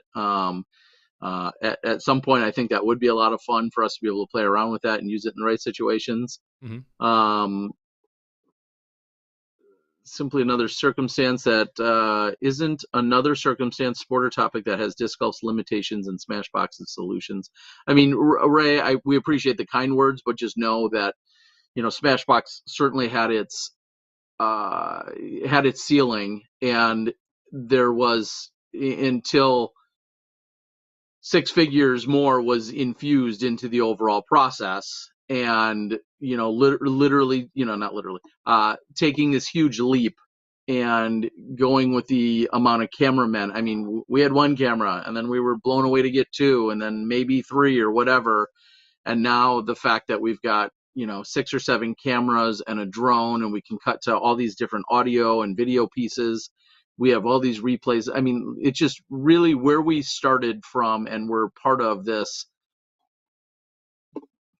back 8 years ago to where it is today. I mean, we're talking, more than $1 million spent, and just a totally different world that we certainly cannot take full credit for by any means. We're just 2 people that happen to be involved from the early goings. Someone asked how many cameras can we theoretically support? Theoretically, we can support as many as we have cameramen for.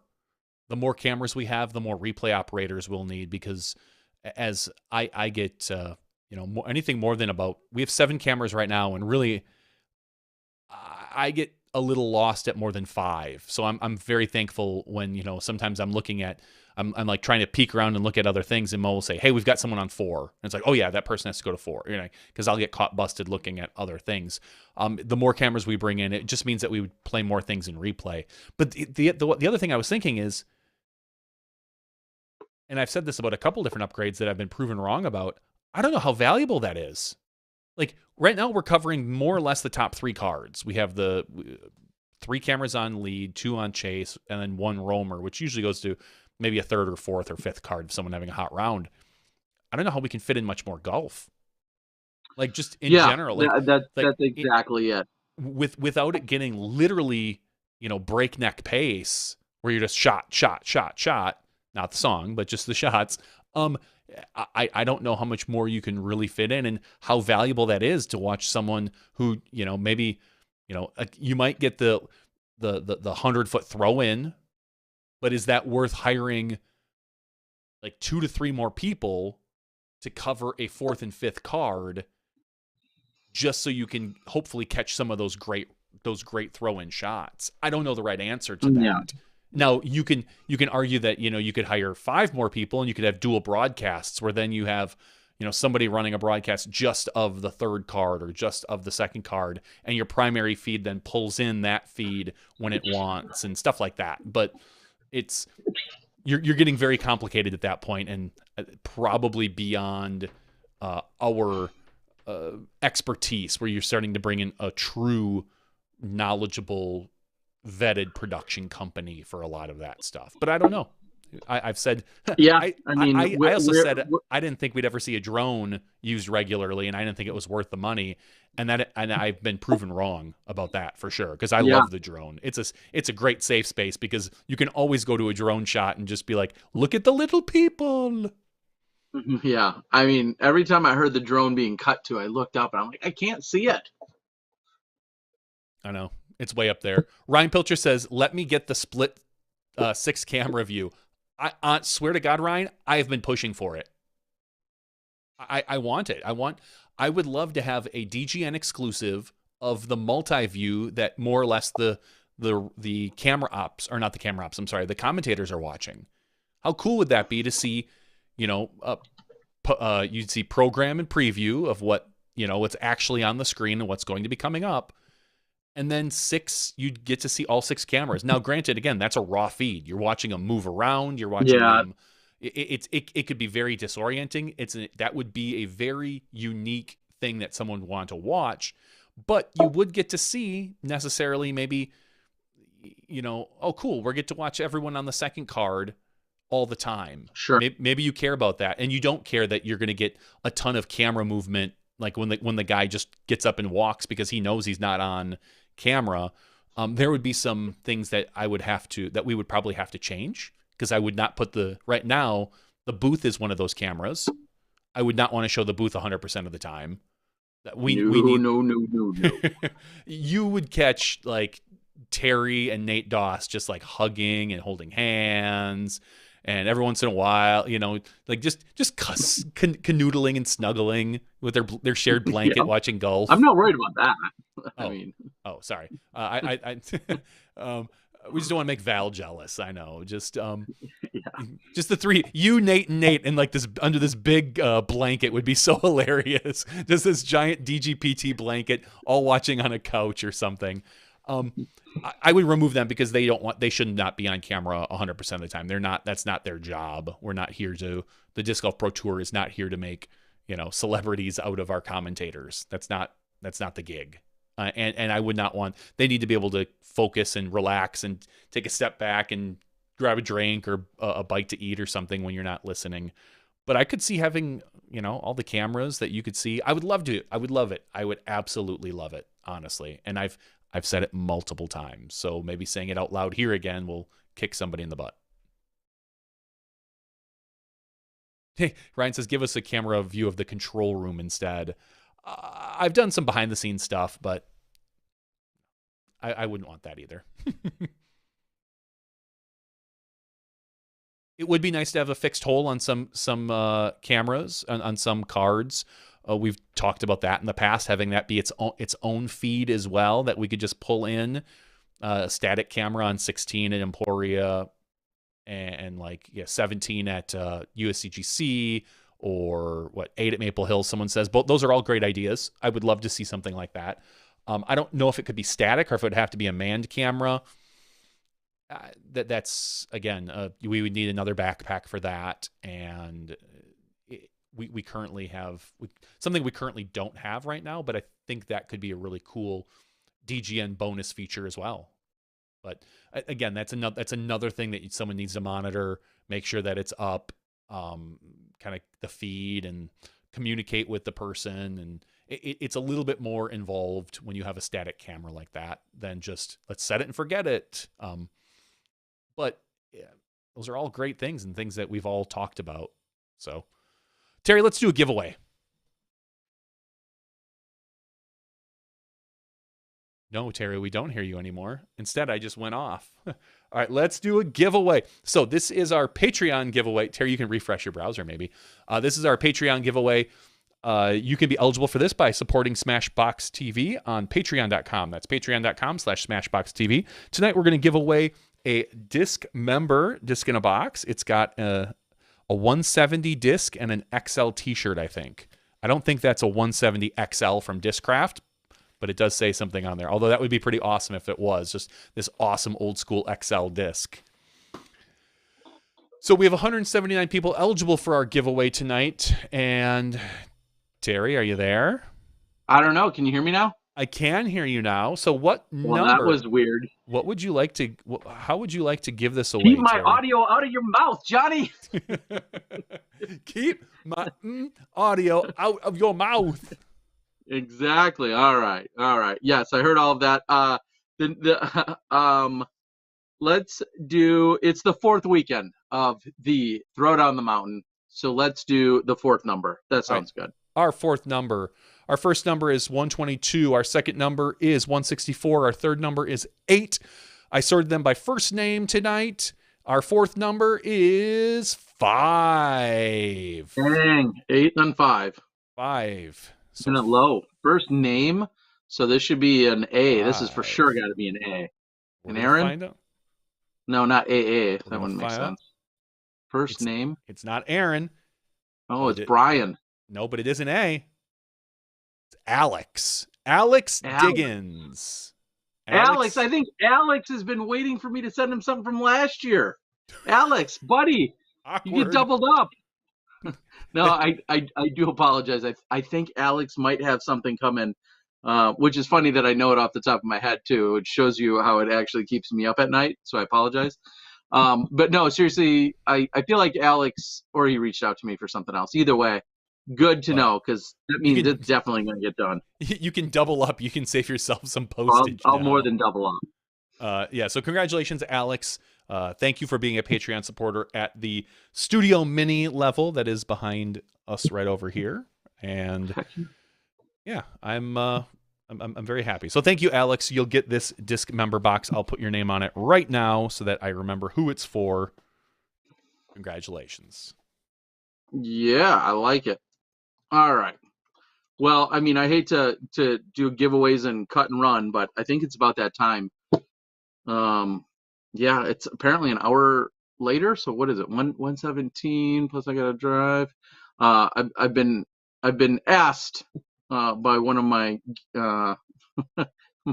my cohabitators, one of my roommates, where we're staying this week, if I could help drop off an RV for some oil change in the morning. And who do I know that you're staying with that has an RV? Yeah, that doesn't sound like a good idea, but so you get to drive the Macbeth's RV? No, that's not a good idea. I will not be driving it.